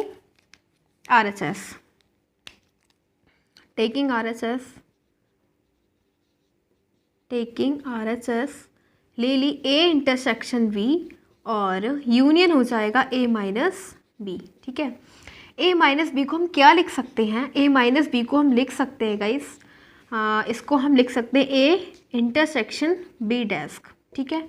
A - B को हम क्या लिख सकते हैं, A इंटरसेक्शन V डैस्क, ठीक है, क्योंकि B डैस्क का मतलब होता है U - B, ठीक है। B डैस्क का मतलब होता है U - B, ओके, यानी कि U के एलिमेंट्स में से हमने B को कर दिया माइनस, ठीक है। तो हम ऐसे लिख सकते हैं, B का मतलब होता है, B डैश का मतलब कि उसके अंदर B का एलिमेंट ही नहीं है, ठीक है। तो इसमें से हम माइनस ही कर रहे हैं, ठीक है। तो क्या लिख देंगे, A इंटरसेक्शन V डैस्क। अब देखो आपको कौन सा इसके अंदर लॉ दिखाई पड़ रहा है, हम इसके अंदर डिस्ट्रीब्यूटिव लॉ लगा सकते हैं, ठीक है। कौन सा लगा सकते हैं, डिस्ट्रीब्यूटिव लॉ। इसको हम ऐसे भी लिख सकते हैं, A इंटरसेक्शन V और यूनियन V डैस्क, क्योंकि अकॉर्डिंग टू डिस्ट्रीब्यूटिव लॉ, ठीक है। डिस्ट्रीब्यूटिव लॉ के अकॉर्डिंग हम इसे ऐसा लिख सकते हैं। और अगर हम A intersection V union V desk में से, पहले तो ये बताओ क्या करेंगे, A intersection V union V desk को फाइंड करेंगे तो B मिलेगा, ठीक है। क्या मिलेगा, B मिलेगा, क्या मिल जाएगा, एक सेकंड, देखो V यूनियन और B डैक्स का मतलब U - B, ठीक है। तो B तो है ही नहीं यहाँ से, ठीक है। तो B और B तो कैंसिल आउट, तो 5 और एक तरीके से ये बचे, क्योंकि B का कोई एलिमेंट ही नहीं है, B से B तो खत्म, फिनिश। सो गाइस क्या मिल जाएगा, U ही मिलेगा हमें, क्या मिलेगा, U, क्योंकि यूनियन में हमेशा बड़ा सेट मिलता है, पूरा जो दोनों में कॉमन होता है, ठीक है। तो दोनों में कॉमन यूनिवर्सल सेट, ठीक है। इसको लिख देंगे यूनिवर्सल सेट, ठीक है, क्योंकि हम B यूनियन और B डैक्स को क्या लिख सकते हैं, U, ठीक है। और अब एक बात देखो, अगर A इंटरसेक्शन U, तो यूनिवर्सल सेट तो बिग सेट है, बड़ा सेट है इसका, ठीक है। बिग फॉर्म हो जाएगी A की और A, इन दोनों से अगर कॉमन देखेंगे तो क्या मिलेगा, A, ठीक है। लिखवाया था मैंने A इंटरसेक्शन U में क्या मिलता है, A। तो प्रूफ, ठीक है। हमने RHS लिया और क्या मिल गया, LHS, ठीक है, LHS मिल गई, ठीक है। यही हमें प्रूफ करना था, RHS लेके LHS क्या करनी थी, A प्रूफ, तो वो हो गई हमारी प्रूफ, ठीक है। तो अब नेक्स्ट हमारे पास क्या दे रखा है, अब इसे करेंगे इसको, ठीक है। तो अब इसमें दे रखा है, इसमें हम क्या ले लेते हैं, इसमें टेकिंग, ये LHS है, ये RHS, टेकिंग LHS को ले लेते हैं, ये हो जाएगा A union B minus A। तो जिस प्रकार हमने A माइनस बी को क्या लिखा था, A इंटरसेक्शन V डैश, उसी प्रकार B माइनस A को क्या लिख सकते हैं, V इंटरसेक्शन A डैश। ठीक है, सो लिखेंगे A यूनियन और लिख देंगे V इंटरसेक्शन A डैश। ठीक है, क्या लिख देंगे, V इंटरसेक्शन A डैश लिख देंगे और फिर इसके अंदर क्या करेंगे, अप्लाई कर देंगे distributive law, applying distributive law, और डिस्ट्रीब्यूटिव लॉ के अकॉर्डिंग हो जाएगा A यूनियन V। ठीक है, और इंटरसेक्शन पहले लाई का मल्टीप्लाई, A पहले इसके साथ फिर इसके साथ A और यूनियन A डैश। ठीक है, तो और यहाँ पे लिख देना applying distributive law, applying distributive law. ठीक है, next A union A dash क्या होता है, A यूनियन A डैश, इसको हम लिख सकते हैं A union U minus A। ठीक है, लिख सकते हैं, तो U में से A को कर दिया माइनस तो U ही मिलेगा। ठीक है, क्या मिलेगा, U। A और U में से कॉमन क्या मिलेगा, U ही मिलेगा। ठीक है, तो U मिल जाएगा, तो इसको हम लिख सकते हैं A union A dash is equal to U। तो A यूनियन B और इंटरसेक्शन U। ठीक है, A यूनियन V और इंटरसेक्शन क्या मिल गया हमें, U मिला। ठीक है, अब क्या करेंगे, इन दोनों में से कॉमन देखो A यूनियन, और अगर आप इन दोनों का इंटरसेक्शन निकालोगे, इन दोनों में से कॉमन क्या है, ठीक है, A यूनियन V और इंटरसेक्शन U, तो आपको क्या मिलेगा, इसकी small form A union B। ठीक है, सो हमें क्या मिल गया, हमने LHS लिया और RHS मिल गई, सो प्रूव्ड। ठीक है, इंटरसेक्शन जब भी करते हैं तो दोनों में जो कॉमन होता है, तो यूनिवर्सल तो बहुत बड़ा सेट है। ठीक है, इसकी हर चीज़ इसमें नहीं होगी, लेकिन छोटी चीज़ इसकी हर चीज़ इसमें होगी, तो दोनों का कॉमन करेंगे तो क्या हो जाएगा, A यूनियन B। इस प्रकार से कई 8 क्वेश्चन था, इसमें प्रूफ ही था, तो हमने ये प्रूफ कर दिया है। ठीक है, एंड अब इससे जो नेक्स्ट है वो करेंगे, यानी कि क्वेश्चन नंबर 9 करेंगे। सो हमारे पास है question number 9, using properties of sets so that, sets की प्रॉपर्टी यूज करके हमें शो करना है कि ये A union A intersection V equals to A। ठीक है, ऐसे हमें प्रूफ करना है। तो हाँ, फर्स्ट करते हैं A intersection A union A और intersection V equals to A। तो हम क्या करेंगे, टेकिंग LHS को ले लेंगे। ठीक है, LHS को लेके RHS करेंगे प्रूव। तो LHS में क्या दे रखा है, A union A intersection B। ठीक है, सो इसमें applying distributive law, applying distributive law apply कर देते हैं। ओके, सो ये हो जाएगा A यूनियन A और intersection multiply as a multiply A union B। ठीक है, अब A यूनियन A क्या करेंगे, हमें A यूनियन A क्या मिलेगा, A ही मिलेगा। ठीक है, A, तो A intersection A union B। Okay, A intersection A union B। तो अब हम क्या करेंगे, इसको हम लिख सकते हैं A, और क्यों लिख सकते हैं A, तो एग्जाम्पल से देख लेते हैं। ठीक है, take example, we are taking example from example will see की क्या हमें ये इक्वल मिलेगा। अगर हमने एक सेट ले लिया A इज इक्वल टू 1,2, ठीक है, और दूसरा सेट ले लिया हमने 2,4। अब क्या करना है, A यूनियन V निकाल दो, A union B, A union V। ठीक है, तो A यूनियन B क्या हो जाएगा, A के सारे एलिमेंट और B के भी सारे, तो ये हो जाएगा 1 to 4। ठीक है, अब A इंटरसेक्शन और A intersection A union V निकालोगे तो क्या मिलेगा, A है 1,2 और ये हो जाएगा इंटरसेक्शन 1,2,4। तो आपको क्या मिलेगा, 1,2 क्या मिल रहा है, 1,2। ठीक है, तो हमें क्या बोला गया, अगर हम इसको निकालेंगे तो क्या हमें A मिलेगा, तो ये 1,2 क्या था, हमने सेट लिया था A, तो प्रूव्ड है। ठीक है, आप इसे एग्जाम्पल से शो कर सकते हो कि अगर हमने A सेट लिया 1,2, B ले लिया 2,4 और A यूनियन B, तो ये पूरा आ गया। और अगर ये सारा निकालेंगे तो हमें क्या मिलेगा, A ही मिलेगा, लौट के रिटर्न होके हमें A ही मिल रहा है। ठीक है, तो हम इसे क्या लिख सकते हैं, A। तो ये है हमारी RHS। ठीक है, क्या लिया था हमने, LHS, और प्रूव कर दिया RHS, तो ये हो जाएगा प्रूव्ड। ठीक है, अब करेंगे सेकंड वाला, तो पहले से नोट करो एंड फिर करेंगे सेकंड वाला।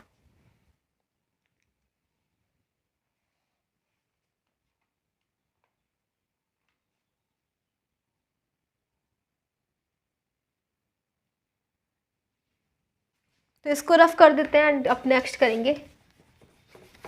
ठीक है, सेकंड। अब सेकंड में क्या दे रखा है, सेकंड में हमें दे रखा है A intersection A union V।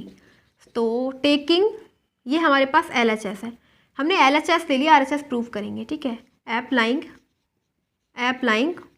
Distributive law, distributive law apply करते हैं। ठीक है, तो डिस्ट्रीब्यूटिव लॉ के अकॉर्डिंग क्या हो जाएगा, A इंटरसेक्शन A, ठीक है, और फिर यूनियन A इंटरसेक्शन B। ठीक है, लिख सकते हैं इसे। और A इंटरसेक्शन A क्या होता है, A इंटरसेक्शन A होता है A। ठीक है, क्या होता है A, तो A union A intersection B।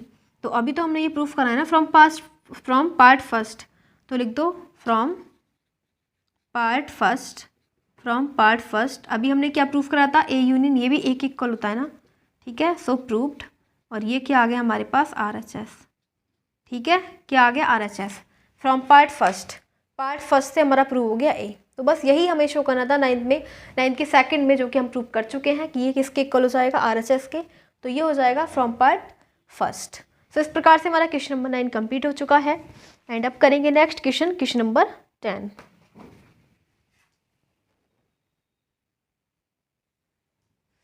Question number 10 है, show that A intersection V equals to में A intersection C need not imply V equals to C। यानी कि एग्जाम्पल देना है। ठीक है, एग्जाम्पल देना है, show that A intersection V equals to A intersection C। तो इसका एग्जाम्पल लेते हैं। इसमें हम दो सेट लेंगे। ठीक है, दो set A is equal to ले लेते हैं 1,2 और B इक्वल्स टू में ले लेते हैं 3,4। ठीक है, फिर निकालेंगे A इंटरसेक्शन, या फिर ये ले लो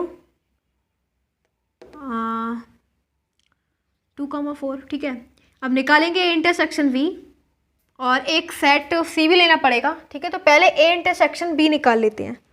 ठीक है, क्या करेंगे, पहले A इंटरसेक्शन V निकाल लेंगे, तो दोनों में जो चीज़ कॉमन है उसे कॉमन ले लेंगे। ठीक है, और एक C सेट भी ले लो उससे पहले 4, या फिर ये ले लेते हैं 1,4। ठीक है, ये ले लेते हैं। अब देखो A इंटरसेक्शन B क्या हो जाएगा, A इंटरसेक्शन B दोनों में कॉमन है 2। ठीक है, ये आ जाएगा।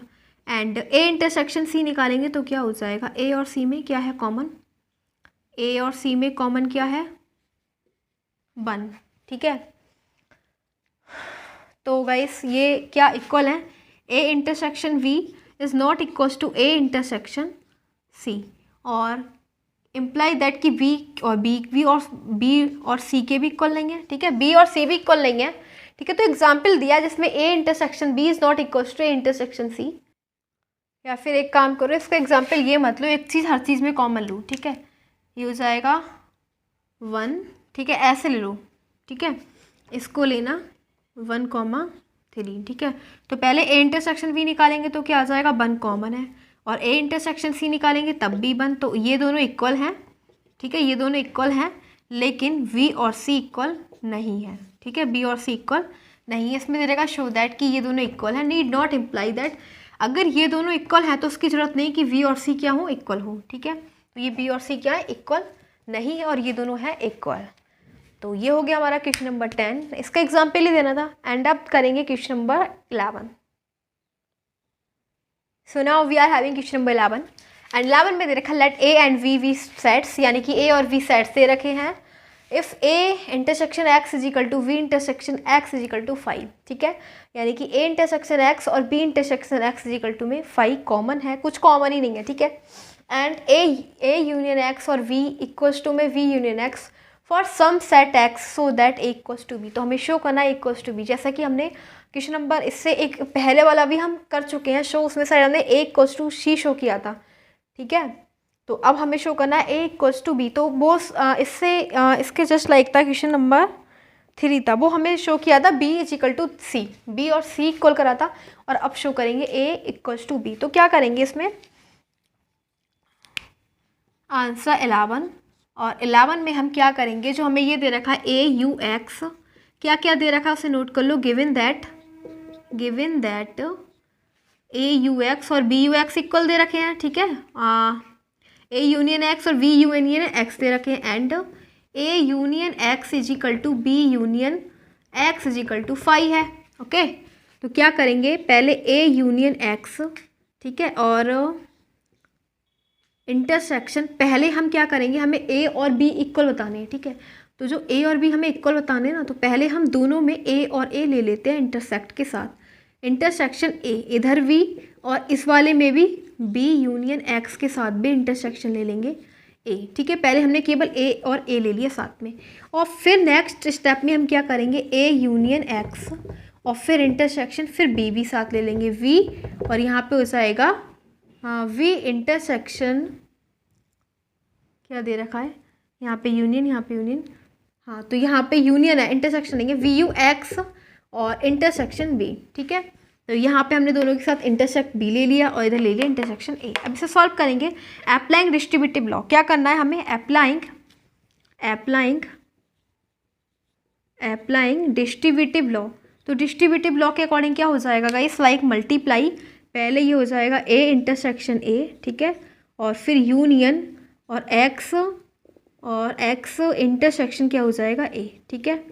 और इसको हम लिख सकते हैं डिस्ट्रीब्यूटिव लॉ के अकॉर्डिंग V इंटरसेक्शन A और यूनियन X इंटरसेक्शन A, ठीक है। अब देखो क्या हो जाएगा, A इंटरसेक्शन A क्या होता है, A इंटरसेक्शन A क्या होता है A, ठीक है, मैंने लिखवाया था आपको, ये A होता है, और यूनियन, और हम इसको लिख सकते हैं A इंटरसेक्शन X। क्यों लिख दिया मैंने इसे A intersection X, according to competitive law, ठीक है, competitive law for intersection of set, ठीक है। तो वही कॉम्पिटिटिव लॉ अप्लाई कर दिया, रिप्लेस कर दिया, ठीक है, इजिकल टू, इसको हम क्या लिख सकते हैं, इसको लिख सकते हैं A union A intersection B, वही कॉम्पिटिटिव लॉ के अकॉर्डिंग, ठीक है, और यूनियन हो जाएगा, ये है X यूनियन A, इसको लिख दो A union A intersection X according to competitive law, ठीक है। सो ये हमने ऐसा कर दिया, ठीक है। अब हमें देखो क्या दिख रहा है, A इंटरसेक्शन X की जगह हम क्या लिख सकते हैं, यहाँ पे लिख देना अप्लाइंग कॉम्पिटिटिव लॉ, ठीक है, competitive law, apply competitive law, सब में हमने कॉम्पिटिटिव अप्लाई कर दिया, इधर से इधर रिप्लेस कर दिया।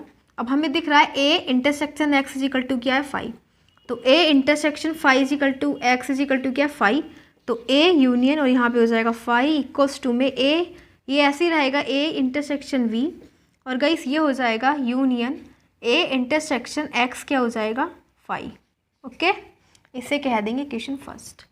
नेक्स्ट आगे इसको करेंगे सॉल्व, ठीक है। इसमें भी हम क्या करेंगे, सबसे पहले apply distributive law, applying distributive law, तो पहले डिस्ट्रीब्यूटिव लॉ अप्लाई करेंगे, ठीक है, फिर सॉल्व करेंगे। तो क्या हो जाएगा, इसके अकॉर्डिंग पहले मल्टीप्लाई करेंगे किससे, इंटरसेक्शन V, फिर यूनियन आ जाएगा, फिर X इंटरसेक्शन V, और इक्वल्स टू में क्या हो जाएगा B और इंटरसेक्शन B और यूनियन X इंटरसेक्शन B, ठीक है। तो ये तो ऐसे रहेगा A इंटरसेक्शन B और यूनियन, इसको हम क्या लिख सकते हैं, B इंटरसेक्शन X लिख सकते हैं, ठीक है, क्या लिख सकते हैं, V इंटरसेक्शन X लिख सकते हैं इसे कॉम्पिटिटिव लॉ के अकॉर्डिंग, और ये B इंटरसेक्शन B में क्या हो जाएगा B कॉमन, और यूनियन इसे लिख सकते हैं V इंटरसेक्शन X, और लिख देना competitive law, apply competitive law, ठीक है, कॉम्पिटिटिव लॉ अप्लाई कर दिया, ठीक है, क्योंकि रिप्लेस कर दिया इधर से इधर। और एक बात और यहाँ पे लिख देना V intersection V equals to B होता है, ठीक है, मैंने लिखाया था आपको। अब देखो फिर क्या करेंगे, V U X को हम क्या लिख सकते हैं, V इंटरसेक्शन X को क्या लिख सकते हैं, क्या क्या दे रखा है हमें, ये दे रखा है A, ये भी इंटरसेक्शन, ये इंटरसेक्शन है, ठीक है, इंटरसेक्शन। तो क्या कर सकते हैं, A यूनियन V ऐसे रहेगा, A union A intersection V ऐसे एजिटेट, और यूनियन V इंटरसेक्शन X को 5 लिख दो, ठीक है, 5 लिख दिया, और इक्वल्स टू में V यूनियन और इसको B इंटरसेक्शन X, तो यही है 5, इसको बोल दिया क्वेश्चन सेकंड और इसको बोल दिया first. From first and second कुछ सेम है क्या? देखो A इंटरसेक्शन B और यूनियन 5 ये दोनों सेम है, ये दोनों सेम है, तो फ्रॉम फर्स्ट एंड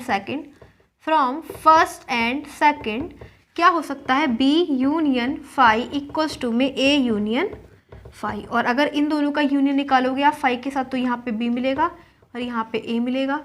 सो यही तो हमें प्रूफ करना था, जो A है वो किसके इक्वल है? B के। सो इस प्रकार से हमारा क्वेश्चन नंबर 11 हो जाता है कंप्लीट। इसमें हमने कर दिया प्रूफ कि A जो है वो किसके इक्वल है? B के, यही हमें करना था प्रूफ।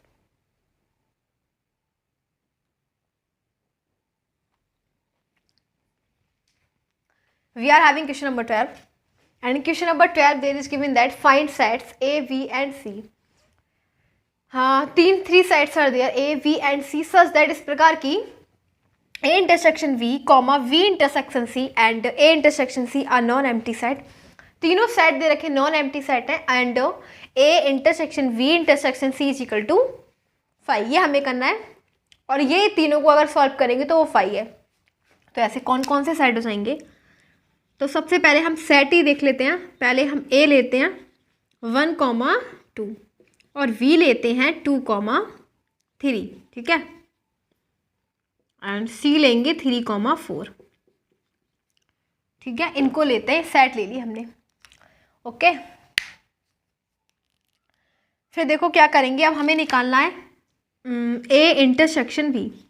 A इंटरसेक्शन V क्या आ जाएगा? इन दोनों में कॉमन क्या है? 2, ठीक है। फिर निकालेंगे V इंटरसेक्शन C, ठीक है, क्या निकालेंगे? एक सेकंड, लेकिन ये A और C ऐसे सेट नहीं लेने हैं जो अगर A और C में कुछ कॉमन ही नहीं है, ऐसा नहीं ले सकते, ठीक है। तो एक ले लेते हैं A और V 2, 3, इसको ले लेते हैं, इसको लेंगे 1, एक 1 ले लेते हैं, ठीक है, और एक ले लेते हैं 3, ठीक है। C हमने ये ले लिया। अब देखो A इंटरसेक्शन B हम निकाल चुके, क्या आया? A इंटरसेक्शन V 2 आया, दोनों में कॉमन क्या है? 2, और V इंटरसेक्शन C कैसे निकालेंगे? दोनों में कॉमन क्या आएगा? इस 3, तो इसका आ जाएगा 3, ठीक है। और फिर हमें निकालना है A इंटरसेक्शन C। A इन दोनों में कॉमन क्या है? A और C में से केवल 1, तो 1 लिख दो। और बोला गया है कि ये तीनों सेट जो है वो नॉन एम्प्टी सेट है। नॉन एम्प्टी सेट का मतलब इसमें हर सेट में एक एलिमेंट तो है ना, तो ये नॉन एम्प्टी सेट है, ओके, ये तो बिल्कुल राइट है, ठीक है। अब हमें निकालना है A intersection V intersection C। तो A क्या है हमारे पास? 1, 2, इंटरसेक्शन B क्या है? 2, 3, फिर C क्या है हमारे पास? 1, 3, 4। निकालो, पहले इन दोनों को निकालो। इन दोनों में से हमने कॉमन दे लिया, ठीक है। कॉमन क्या है? 2 लिख दो, 2 हो गया, ठीक है। फिर इंटरसेक्शन 1, 3, 4, इन दोनों में से क्या है कॉमन? कुछ भी कॉमन नहीं है, ठीक है, कुछ कॉमन नहीं है तो 5, जब कॉमन ही नहीं है तो 5। सो ये वाली बात बिल्कुल ट्रू है कि A intersection V intersection C intersection 5, ठीक है। ये हमने प्रूफ कर दिया कि अगर इसको ऐसे निकालेंगे तो इसमें से तो हमारा कुछ ना कुछ एलिमेंट्स आएंगे, एम्प्टी सेट नहीं है, ठीक है। लेकिन अगर इन तीनों को निकालेंगे तो ये क्या हो जाएगा? 5 हो जाएगा। सो ये था हमारा क्वेश्चन नंबर 12, एंड नेक्स्ट करेंगे question number 13। So we are having question number 13, and guess question number 13 है उसे हम वेन डायग्राम से समझेंगे, यानी कि फिगर से समझते हैं, ठीक है, उससे अच्छे समझ में आएगा। इसमें दे रखा एक सर्वे हुआ, ठीक है, 600 स्टूडेंट्स का सर्वे हुआ, यानी कि टोटल स्टूडेंट कितने हैं? 600, ठीक है, इन ए स्कूल, एक स्कूल में, जिसमें से 150 student were found to be taking T.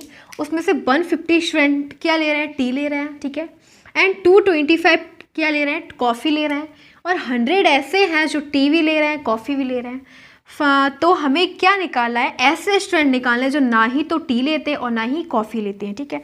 तो हम एक इसे वेन डायग्राम बनाते हैं, उसके अकॉर्डिंग क्या हो जाएगा? एक जनरल सर्वे हुआ, यानी कि ये हमारा स्कूल है, ठीक है, स्कूल में टोटल स्टूडेंट कितने हैं? 600 बच्चे हैं, ठीक है, स्कूल है ये पूरा, स्कूल में कितने बच्चे हैं? 600, जिसमें से ये है ग्रुप जो टी ले रहे हैं और ये है ग्रुप जो कॉफ़ी ले रहे हैं, ठीक है। तो टी का ग्रुप क्या है और कॉफ़ी का ग्रुप क्या है? टी कितने बच्चे ले रहे हैं? टी ले रहे हैं गाइस 150 बच्चे, ठीक है, 150 बच्चे ले रहे हैं टी, और कॉफ़ी ले रहे हैं 225। और ऐसे स्टूडेंट जो दोनों ले रहे हैं, टी भी ले रहे हैं और कॉफ़ी भी ले रहे हैं, तो वो कितने हैं 100, ठीक है। अब हमें ऐसे बच्चे निकालने हैं जो ना तो टी लेते हैं और ना ही कॉफ़ी लेते हैं, तो वो बच्चे कौन से हो गए? ये जो ग्रुप है, ये तो टी ले रहा है, ये कॉफ़ी, ये सब बच्चे कुछ ना कुछ ले ही रहे हैं, ठीक है। तो इसलिए इसको छोड़ देंगे, ठीक है। इसको छोड़ने के बाद जो ऊपर वाले बच्चे बचते हैं, इन ग्रुप के बच्चों को छोड़ देंगे, ठीक है। जो ग्रुप हमें क्या चाहिए, जिसको मैं फिल कर रही हूँ, ठीक है, इसे हमें चाहिए, ये हमें रिक्वायर्ड है जिसको मैं फिल कर रही हूँ। बाकी गाइस हमें, और बाकी जितने भी जिसको मैं फिल नहीं करूँगी वो हमें बिल्कुल नहीं चाहिए, क्योंकि ये बच्चे जो हैं ये टीवी ले रहे हैं, कॉफ़ी भी ले रहे हैं, दोनों ले रहे हैं, ठीक है। यानी कि कुछ टीवी ले रहे हैं, कुछ ऐसे हैं जो केवल टी ले रहे हैं, कुछ ऐसे हैं जो कॉफ़ी ले रहे हैं, और कुछ तो दोनों ही ले रहे हैं। तो ऐसे बच्चे हमें बिल्कुल नहीं लेने, हमें तो वो लेने हैं जो ना टी ले रहे हैं ना कॉफ़ी ले रहे हैं, सिंपल बच्चे हैं, ओके।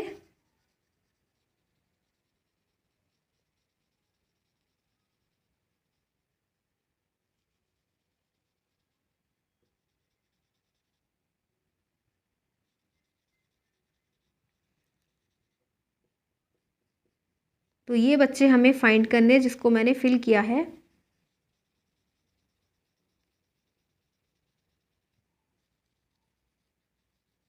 ये बच्चे, ठीक है, इसको हमें निकालना है। मतलब गाइस क्या हो जाएगा, तो हमें वो बच्चे निकालने हैं, द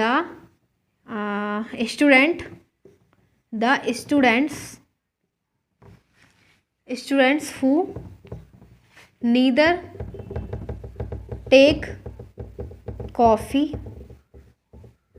नॉर टी। तो क्या करेंगे, टोटल स्टूडेंट 600 में से माइनस करना पड़ेगा, और 600 में से क्या माइनस करेगा, ये वाला पार्ट जो मैंने फिल ही नहीं करा, और इस पार्ट को हम क्या बोलते हैं, ए यूनियन बी। लेकिन अब हमारे पास सेट है टी यूनियन कॉफ़ी, ठीक है। सो ये हमें फाइंड करना है, ओके। तो क्या करेंगे, इसे लिखो 600, और इसका फॉर्मूला होता है number of student who are taking tea और plus number of student who are taking coffee और minus number of student who are taking both. So इसको कर देना minus. So 600 minus number, tea कितने ले रहा है, टी 150, और कॉफ़ी कितने ले रहा है 225 दोनों, और दोनों जो टी भी ले रहा है कॉफ़ी 100। तो ये हो जाएगा 600 माइनस, अब ये हो जाएगा 5 और 7 375 माइनस 100। सो ये हो जाएगा 275, ठीक है। क्या हो जाएगा 275, इसमें से सब्ट्रैक्ट कर देंगे 5, 9 में से 7 2, और 6 में से 2 जाएगा तो कितना आ जाएगा 425, ठीक है। यहाँ पे 3 आएगा, 325, ठीक है। क्या आ जाएगा 325। तो 325 स्टूडेंट ऐसे हैं जो ना तो टी लेते ना ही कॉफ़ी लेते, कुछ नहीं लेते, वो सिंपल है, ठीक है। ये वाला ग्रुप, ये जो मैंने फिल कर रखा है, ठीक है, ये वाला ग्रुप। तो 325 children are there who are taking neither tea not coffee. So these 325 students are there. So ये हो जाता है क्वेश्चन नंबर 13। एंड नेक्स्ट करेंगे क्वेश्चन नंबर 14।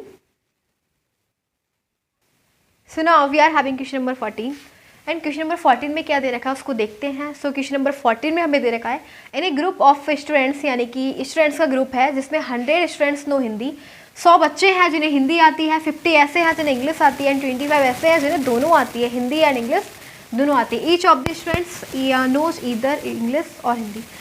प्रत्येक बच्चा हिंदी या इंग्लिश दोनों में से एक लैंग्वेज जानता ही है, ठीक है। How many students are there in the group. तो टोटल ग्रुप में कितने बच्चे हैं वो हमें पता लगाना है, ठीक है। तो हम फिगर से समझेंगे, वेन डायग्राम बनाएंगे। एक स्कूल है, ठीक है, और स्कूल में क्या दे रखा है हमें पता नहीं कितने बच्चे हैं, ठीक है। तो स्कूल है जिसमें से ग्रुपिंग है, हाँ, एक तो सेट, एक बच्चे हैं जो हिंदी जानते हैं, ठीक है, हिंदी जानते हैं कितने बच्चे 100 बच्चे, ठीक है। और फिर ये है, ये वाले बच्चे केवल हिंदी जानते हैं और ये वाले बच्चे क्या जानते हैं इंग्लिश कितने हैं 50 जानते हैं, और ऐसे कितने हैं जो दोनों जानते हैं, ठीक है। तो 25 ये वाला ग्रुप जो है वो दोनों जानता है, ठीक है, ये हिंदी में भी है इंग्लिश में भी। तो ये कितने हैं 50 बच्चे ऐसे हैं जो दोनों जानते हैं। अब हमें फाइंड करना है how many students are there in the group. तो टोटल ग्रुप में कितने बच्चे हैं, तो ग्रुपिंग में टोटल बच्चे मतलब हमें क्या फाइंड करना है गाइस, ये हमें निकालना है ए यूनियन बी, यानी कि एच यूनियन ई। ठीक है, ये पूरा हमें निकालना है, इन दोनों ग्रुप के बच्चे निकालने हैं टोटल। ठीक है, क्योंकि टोटल बच्चे पूछा है, तो टोटल बच्चे तो हम कैसे निकालेंगे, ये सारा निकालना है, मैंने फिगर से फिल कर दिया, फिगर में फिल कर दिया, हमें क्या फाइंड करना है गाइस। ठीक है, तो ये हमें फाइंड करना है। तो ये फिगर मैंने आपको एक्सप्लेन करा था अपनी लास्ट वीडियो में कि इस फिगर का मतलब क्या होता है, इसका मतलब होता है ए यूनियन बी। ठीक है, लेकिन सेट अब हमारा क्या दे रखा है, एच, हिंदी और इंग्लिश का, तो एच ये इंटरसेक्ट हो गया, इंटरसेक्शन, यूनियन का मतलब यू। ठीक है, तो एच यूनियन ई। ठीक है, हिंदी और इंग्लिश का एक ग्रुप, तो ये हमें फाइंड करना है। क्या फाइंड करना है हमें, एच यूनियन ई करना है फाइंड। और हमें दे क्या रखा है, ठीक है वो देख लेते हैं। तो हमें दे रखा है, जो हिंदी जानते हैं, number of students who know Hindi, Hindi कितने जानते हैं 100, इंग्लिश कितने जानते हैं 50, और दोनों कितने जानते हैं, दोनों का मतलब एच इंटरसेक्शन ई, वो क्या है, जो दोनों जानते हैं वो है 25। ठीक है, और हमें क्या फाइंड करना है, नंबर ऑफ स्टूडेंट हु, हमें निकालना है H union E, total student. ठीक है, total student who are belonging here, तो number of student who know Hindi plus number of student who knows English minus number of student who knows both, N intersection H intersection और E. ठीक है, तो हिंदी कितने जानते हैं 100, और इंग्लिश कितने जानते हैं 50, और दोनों जानते हैं 25, तो ये हो जाएगा 150 माइनस 25, यानी कि आ जाएगा 125 स्टूडेंट्स। टोटल स्टूडेंट्स आर 125, तो हमें टोटल स्टूडेंट निकालने थे, तो वो कितना हो जाएगा, नंबर ऑफ स्टूडेंट जो टोटल हैं वो कितने हैं 125, तो यही हो जाएगा हमारा answer of question number 14। 125 students are there, total students.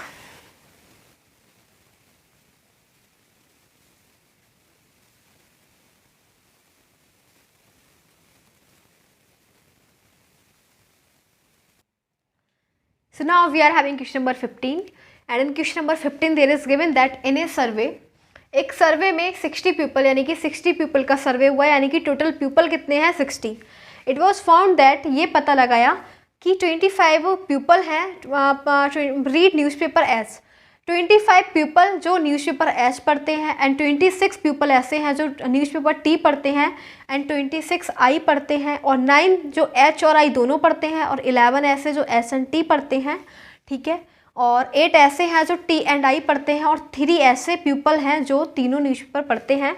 तो हमें फाइंड करना है द नंबर ऑफ पीपल, ऐसे लोग कितने हैं who read at least one of the newspaper, जो कम से कम एक तो पढ़ते ही हैं। ठीक है, ज़्यादा से ज़्यादा हमें नहीं कह सकते, लेकिन कम से कम एक तो पढ़ते ही हैं। तो हम एक फिगर ड्रॉ करेंगे जिसमें हमारे लिए टोटल पीपल कितने हैं 60। ठीक है, तो ऐसे ये है हमारे पास एच। ठीक है, एच है, इट वॉज फाउंड दैट 25, ये है 25 एच वाली, ये है एच, क्या है ये है एच। ठीक है, जो एच न्यूज़पेपर पढ़ते हैं वो कितने हैं 25, और ये है टी, टी कितने पढ़ते हैं 26। ठीक है, और ये है हमारे पास आई, आई कितने पढ़ते हैं 26। ठीक है, अब देखो हमें फाइंड क्या करना है वो देख लेते हैं। एक दे रखा था 60 पीपल हैं, जिसमें से एच कितने न्यूज़पेपर पढ़ते हैं 25 लोग, और आई कितने पढ़ते हैं 26, और टी कितने पढ़ते हैं 26। हमें निकालना है जो कम से कम एक तो पढ़ते ही हैं, कम से कम एक। ठीक है, तो कम से कम एक का मतलब हो जाएगा ये वाला ग्रुप भी कम से कम एक तो पढ़ेगा। ठीक है, ये तो अखबार तो पढ़ ही रहे हैं ना ये सारे ग्रुप वाले, तो कम से कम एक, तो यानी कि ये हमें फाइंड करना है, ये सब फाइंड करना है। ठीक है,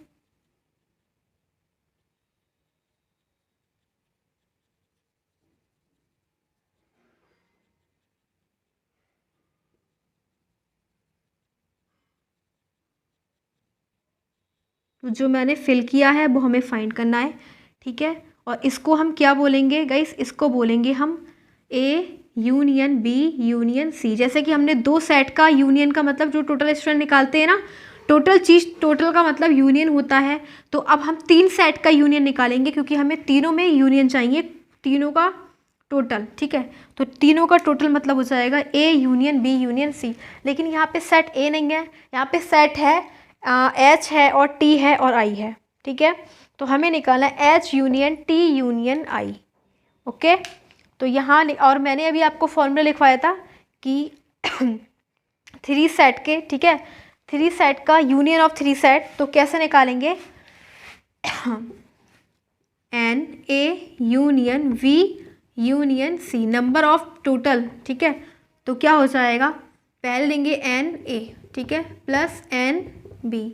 लेकिन यहाँ पे ए नहीं है, यहाँ पे क्या लगाएंगे, एच है, टी है और आई है, ठीक है। तो यहाँ पे एच लिख देना, यहाँ पे टी और यहाँ पे आई, ओके। फिर माइनस लिखेंगे और फिर नंबर ऑफ जो एच और एच इंटरसेक्शन टी और माइनस एच टी इंटरसेक्शन आई, ठीक है, टी इंटरसेक्शन आई।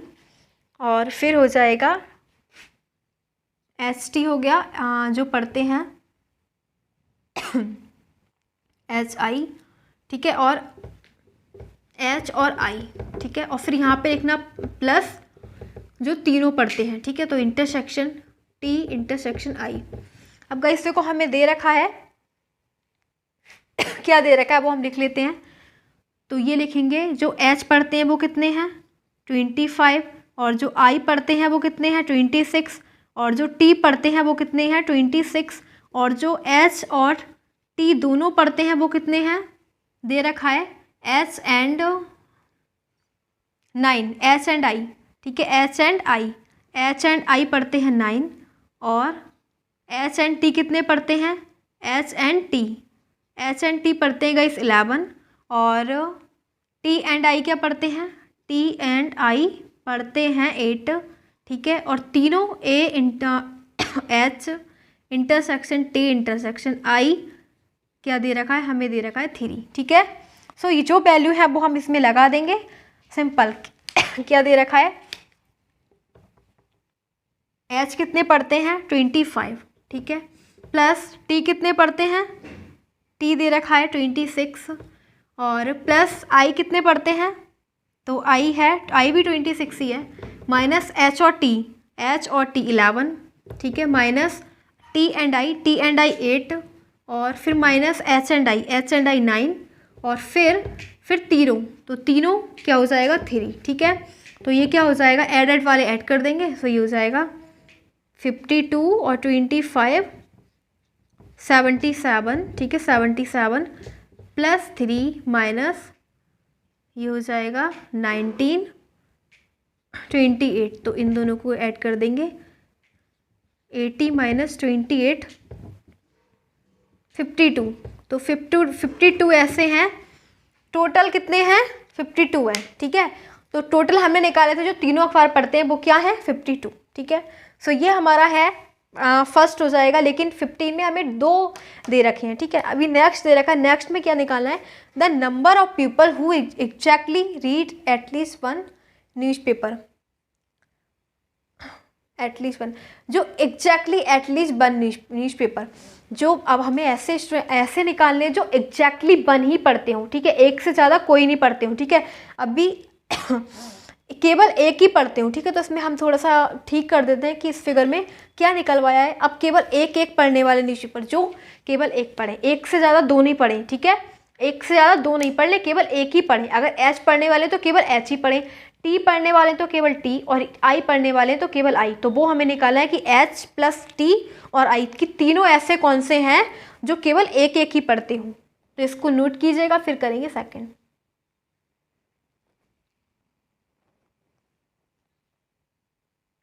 तो इसी में हम ठीक करते हैं, कंस्ट्रक्ट करेंगे इसको। देखो पहले मैं इसको रफ कर देती हूँ, ठीक है, ये तो आपने नोट कर ही लिया होगा, और इस फिगर में भी हम करेक्शन करेंगे, या फिर फिगर हम दोबारा से बना लेते हैं, ओके, क्योंकि ऐसे कंफ्यूजन हो जाएगी। देखो 3 सेट है, ठीक है, ये क्या हो जाएंगे, हमें जो फाइंड करना है हमें केवल ऐसे, ये देखो क्या है जो केवल ये एच पढ़ रहा है, ये वाला ग्रुप ये पढ़ रहा है टी, ठीक है, और ये पढ़ रहा है आई। अब हमें ऐसे निकालने जो केवल एच पढ़ रहे हो, तो केवल एच, केवल एच वाले, ये वाला हमें फाइंड करना है, ठीक है, केवल एच ये फाइंड करना है, और केवल, और फिर टी, केवल टी, तो केवल टी के लिए केवल ये वाला पार्ट जो मैंने कलर किया है, ओके, और फिर केवल आई, तो आई के लिए केवल ये, बाकी कुछ भी नहीं, ठीक है। तो हम क्या करेंगे, ऐसे कितने हैं जो केवल एच पढ़ रहे हैं, ठीक है, ऐसे कितने हैं जो केवल एच पढ़ रहे हैं, तो इसी फॉर्मूले से निकाल दो ऐसे कितने जो केवल एच पढ़ रहे हैं। एन एच यहाँ से निकाल देंगे, ठीक है, एन एच यहाँ से निकाल देंगे, तो इसके लिए फॉर्मूला क्या हो जाएगा इसको हम लिख सकते हैं एन एच यू और टी, ठीक है, एच यूनियन टी यूनियन आई, ओके। और फिर क्या हो जाएगा, ये इधर आ जाएगा, तो क्या हो जाएगा, प्लस आ जाएगा, ठीक है, क्या हो जाएगा, बाकी जितनी भी चीज़ें हैं। तो आप इस फॉर्मूले से मत निकालो, मैं इसको रफ कर देती हूँ, और इससे नहीं निकालेंगे। देखो मैं लिखती हूँ number of students who exactly read at least one newspaper, जो एग्जैक्टली केवल एक ही, कम से कम एक ही पढ़ते हैं, ठीक है, न्यूज़पेपर, तो वो क्या हो जाएंगे गाइस, एग्जैक्टली। तो देखो क्या करेंगे, अगर हम एग्जैक्टली के लिए निकालेंगे तो इसमें से ये माइनस करना पड़ेगा ना। सबसे पहले हम एन नंबर ऑफ एस निकालेंगे, ठीक है, क्या करेंगे, नंबर ऑफ एस यानी कि ये टोटल, इस टोटल में से नंबर ऑफ स्टूडेंट्स ये है, ये ऐसे स्टूडेंट है जो क्या पढ़ रहे हैं, हिंदी पढ़ रहे हैं, लेकिन हिंदी पढ़ने के साथ साथ ये क्या पढ़ रहे हैं, ये वो भी पढ़ रहे हैं, टी भी पढ़ रहे हैं न्यूज़पेपर, और आई भी। तो सबसे पहले इसमें से क्या माइनस करेंगे, नंबर ऑफ स्टूडेंट हु जो एच के साथ साथ क्या पढ़ रहे हैं, टी भी पढ़ रहे हैं, फिर नंबर ऑफ स्टूडेंट माइनस करेंगे जो एच के साथ साथ क्या पढ़ रहे हैं, आई भी कर रहे हैं। लेकिन अब देखो इसके साथ हमने डबल टाइम ले लिया, क्या ले लिया, डबल टाइम ले लिया, एच हर चीज़ इसके साथ, जैसे कि एच इसके साथ भी आ गया और एच किसके साथ भी आ गया, ठीक है, एच को हमने 2 टाइम्स ले लिया, ठीक है, एच टी के साथ भी आ गया और एच आई के साथ। तो इसको हम कंप्लीट करने के लिए लिखेंगे एन एच इंटरसेक्शन और आई इंटरसेक्शन टी, ठीक है, इसको कंप्लीट करने के लिए ऐसा लिखेंगे, ठीक है, क्योंकि गाइस पहले तो हमने पूरा निकाल लिया, एन एच में से क्या माइनस करेंगे, ये वाले स्टूडेंट फिर ये वाले, तो उनके साथ हमने ये डबल बार लिख दिया एच और एच, तो उसको कंप्लीट करने के लिए इसके पीछे हम ये ऐड कर लेंगे, ठीक है। अब सेम हमें तो फिर ये हमने किसके लिए निकाला, केवल एच पढ़ने वाले के लिए, अब टी पढ़ने वाले के लिए, तो सेम टी के लिए भी हम क्या करेंगे, एन टी माइनस, तो जो एन टी के साथ साथ क्या पढ़ रहे हैं, हिंदी भी पढ़ रहे हैं, और टी के साथ साथ क्या पढ़ रहे हैं, आई भी पढ़ रहे हैं, ठीक है, टी के साथ है ना, टी के साथ साथ क्या पढ़ रहे हैं, आई भी पढ़ रहे हैं। और अब हमने इससे 2 टाइम्स लिख लिया, तो इसको पूरा करने के लिए H U H intersection T intersection I plus ये, अब फिर किसके लिए निकालेंगे, फिर प्लस निकालेंगे केवल जो आई पढ़ रहे हैं, ओनली आई, तो ओनली आई पढ़ा है, लेकिन वो नहीं निकालना है हमें जो आई के साथ साथ हिंदी भी पढ़ रहे हैं और आई के साथ साथ टी भी पढ़ रहे हैं, ठीक है, तो इसको माइनस करते जाएंगे और डबल टाइम माइनस हो जाएगा, तो इसको कंप्लीट करने के लिए हम एक बार लिख देंगे ये, ठीक है। सो अगर हम इस पूरे फॉर्मूले को देखें तो इसका मतलब है number of H plus number of T plus number of I, और हर चीज़ 2 टाइम्स है, जैसे कि 2 एच के साथ टी 2 टाइम्स है और एच के साथ आई भी 2 टाइम है, ठीक है, एच आई के साथ और एच और टी, ठीक है, एच और टी आ गए और एच टी हो गए, एच आई हो गए, ठीक है, एच टी और जैसे कि एच और टी के साथ हो गया, और आई एंड एच भी 2 टाइम्स हो गए, और T and I, T intersection और आई, ठीक है, टी और ये आया 3 times plus 3 H intersection T intersection I, ये 3 टाइम्स आ गया। ठीक है, बस आपको केवल मेन फॉर्मूला आपका यही है, यही आपको लगा देना है। मतलब आपको ये तो मैंने समझाया था, ये है मेन फॉर्मूला। ठीक है, इसको याद कर लेना, उसको लगा देना, फिर आंसर आ जाएगा।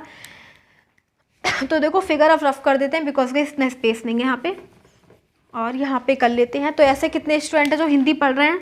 एच पढ़ रहे हैं, एच पढ़ रहे हैं 25, और टी कितने पढ़ रहे हैं? टी पढ़ रहे हैं 26, और आई वी 26, और -2 इंटू जो एच और क्या है, एच और टी दोनों पढ़ रहे हैं 9, माइनस और एच और आई, एच और टी दोनों पढ़ रहे हैं 11, -2 इंटू एच, टी और आई दोनों पढ़ रहे हैं 8। ठीक है, टी और आई, और +3 इंटू जो तीनों पढ़ रहे हैं उसको भी माइनस करना पड़ेगा 3। तो ये क्या बन जाएगा? 25 प्लस 52 और 18 -22 -16 प्लस 9। ठीक है, तो कितना हो जाएगा ये? 77 माइनस इन दोनों को ऐड कर देंगे 56 प्लस 9, तो ये हो जाएगा 86 माइनस 56, मतलब आ जाएगा 30। ठीक है, तो कितना आंसर आ जाएगा इसका? 30। मतलब गाइस आपके लिए क्या करना है, आपको केवल ये वाला फॉर्मूला याद करना है, ये वाला अप्लाई कर देना। ठीक है, ये वाला फॉर्मूला, ये जो मैंने लिखा है यहाँ से लेके यहाँ तक, बस ये फॉर्मूला अप्लाई करना है। ये ऐसे ही ओरली मैंने आपको एक्सप्लेन किया था, तो ये वाला फॉर्मूला अप्लाई करोगे तो इसमें सारी वैल्यूज आप पुट कर दोगे तो आंसर आ जाएगा 30। ठीक है, तो ये हमारा जो क्वेश्चन था कौन सा था? 15 क्वेश्चन था, तो ये 15 क्वेश्चन कंप्लीट हो गया। एंड अब हमारा एक लास्ट क्वेश्चन बचा है, वो है 16, तो वो भी कंप्लीट कर लेते हैं एंड फिर ये हो जाएगी मिसलेनियस एक्सरसाइज का finish. Now we are having question number 16 and this is the last question of this exercise, miscellaneous exercise. So after this question this exercise will be finished. So इसको करते हैं complete. इस question में देखा है ना, survey it was found that 21 people like product A. एक survey हुआ जिसमें 21 लोग थे, उसमें से ए प्रोडक्ट पसंद किया 21 लोगों ने, एंड बी प्रोडक्ट पसंद किया 26 लोगों ने, एंड सी पसंद किया 29 लोगों ने, और 14 ऐसे लोग थे जिन्होंने ए एंड बी दोनों को पसंद किया, और 12 ऐसे थे जिन्होंने सी एंड ए को पसंद करा, 14 ऐसे थे जो बी और सी को पसंद कर रहे थे, एंड 8 लाइक्ड तीनों, 8 ने तीनों को पसंद किया। हमें निकालना है how many people liked C only, केवल सी किसने पसंद किया। ओके, तो एक फिगर बनाएंगे वेन डायग्राम के अकॉर्डिंग, उसको समझेंगे।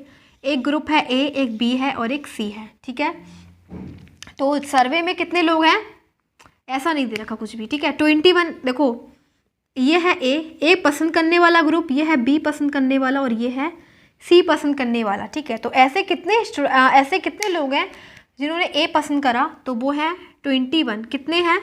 21। Number of people who liked A product 21, और number of people who liked B product is वो कितने हैं? 26, और number of people who liked C product तो वो है 29। ठीक है, और ऐसे क्या कितने हैं जिन्होंने प्रोडक्ट ए एंड वी दोनों को पसंद किया, यानी कि ए इंटरसेक्शन वी, वो कितने हैं? 14। ठीक है, और ऐसे कितने हैं जिन्होंने सी एंड ए दोनों को करा, तो वो कितने हैं? 12। और ऐसे कितने हैं पीपल जिन्होंने वी और सी दोनों को करा, तो वो हैं 14। ठीक है, और जो तीनों को पसंद कर रहे हैं वो कितने हैं? 8। ठीक है, क्या है? 8। हमें फाइंड क्या करना है? हमें फाइंड करना है जो केवल और केवल सी को पसंद कर रहे हैं। तो सी का ये है, ये तो सब दोनों को कर रहे हैं, हमें केवल ये निकालना है, केवल ये जिस पे मैंने कलर किया है। ओके, केवल ये निकालना है। ठीक है, जो केवल सी को पसंद कर रहे हैं, तो पीपल हु लाइक्ड ओनली सी, तो ऐसे कितने हैं? उसके लिए क्या करेंगे? नंबर ऑफ सी माइनस, पहले हम सी का टोटल निकाल लेंगे। ठीक है, सी में से क्या माइनस करेंगे? ऐसे जो ए और बी दोनों को पसंद कर रहे हैं, और ऐसे जो ए और सी को पसंद कर रहे हैं। ठीक है, ए और सी को, और ऐसे जो ए बी और सी दोनों को पसंद कर रहे हैं। ठीक है, फिर प्लस कर देंगे नंबर ऑफ ए और इंटरसेक्शन वी इंटरसेक्शन सी। ठीक है, ये फॉर्मूला होता है केवल ओनली के लिए। ठीक है, अगर बी निकाल रहे होते तो यहाँ पे बी लगा देते, बी के साथ ऐसी कंडीशन अप्लाई कर देते।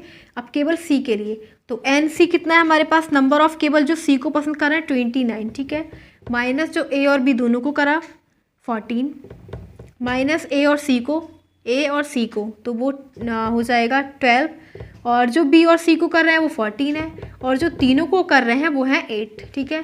सो ये क्या हो जाएगा 29 और प्लस 8 और माइनस माइनस को 28 और 12, तो हो जाएगा ये 40, ठीक है। ये हो जाएगा,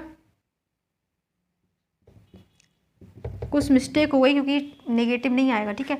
ये कितने हैं जो नंबर ऑफ सीट 29 और ए और वी 14 और बी और सी कितने हैं 14 और ए और सी कितने हो जाएंगे, ए और सी दे रखा है हमें 12 दे रखा है एंड ये दे रखे हैं 8। देखो एक मिस्टेक हो गई, जो ए और वी यहाँ पे हमें जो फॉर्मूले में दे रखा है ना सी और ये नहीं आएगा, ठीक है। ए और सी और वी और सी केवल ये नहीं आएगा, ओके, क्योंकि हमारा इससे कोई मतलब ही नहीं है। तो क्या हो जाएगा यहाँ पे -29 माइनस, शायद इससे लास्ट वाले क्वेश्चन में भी कहीं ये वाली मिस्टेक ना हो गई हो, ठीक है। वो देख लेना आप एक बार, अगर सी होगा तो केवल सी के साथ ही पेयर बनेंगे, ठीक है। अगर यहाँ पे केवल सी की बात कर रहे हैं तो केवल सी के साथ पेयर बनेंगे, और अगर ए होता तो केवल ए के साथ देखते और बी होता तो केवल बी के साथ, ठीक है। तो यहाँ पे हो जाएगा 29 माइनस, और ए इंटरसेक्शन ये कितना है, सी कितना है, ये वो 12 हो जाएगा, इसको हटाओ, ठीक है। और फिर ये हो जाएगा बी सी के साथ 14 है और फिर 8, ठीक है, ऐसे हो जाएगा। तो उससे लास्ट वाले क्वेश्चन में भी एक बार चेक कर लेना आप, ओके। ये हो जाएगा 12 और 14 ऐड कर दो 26, और इन दोनों को ऐड कर देंगे 36 माइनस 26, तो ये हो जाएगा 11। तो ऐसे हैं 11 जो केवल और केवल सी को कर रहे हैं पसंद, ठीक है। तो सी को 11 people are there who like C, ठीक है। C product is like by 11 people, तो ये आंसर आ जाएगा इसका 11। सो गाइस ये जो हमने मिसलेनियस एक्सरसाइज पढ़ी, ये था हमारा last exercise of this chapter. So finally हमारा जो चैप्टर है वो फिनिश हो जाता है। सो अब इससे करेंगे next chapter. So thank you for watching this video.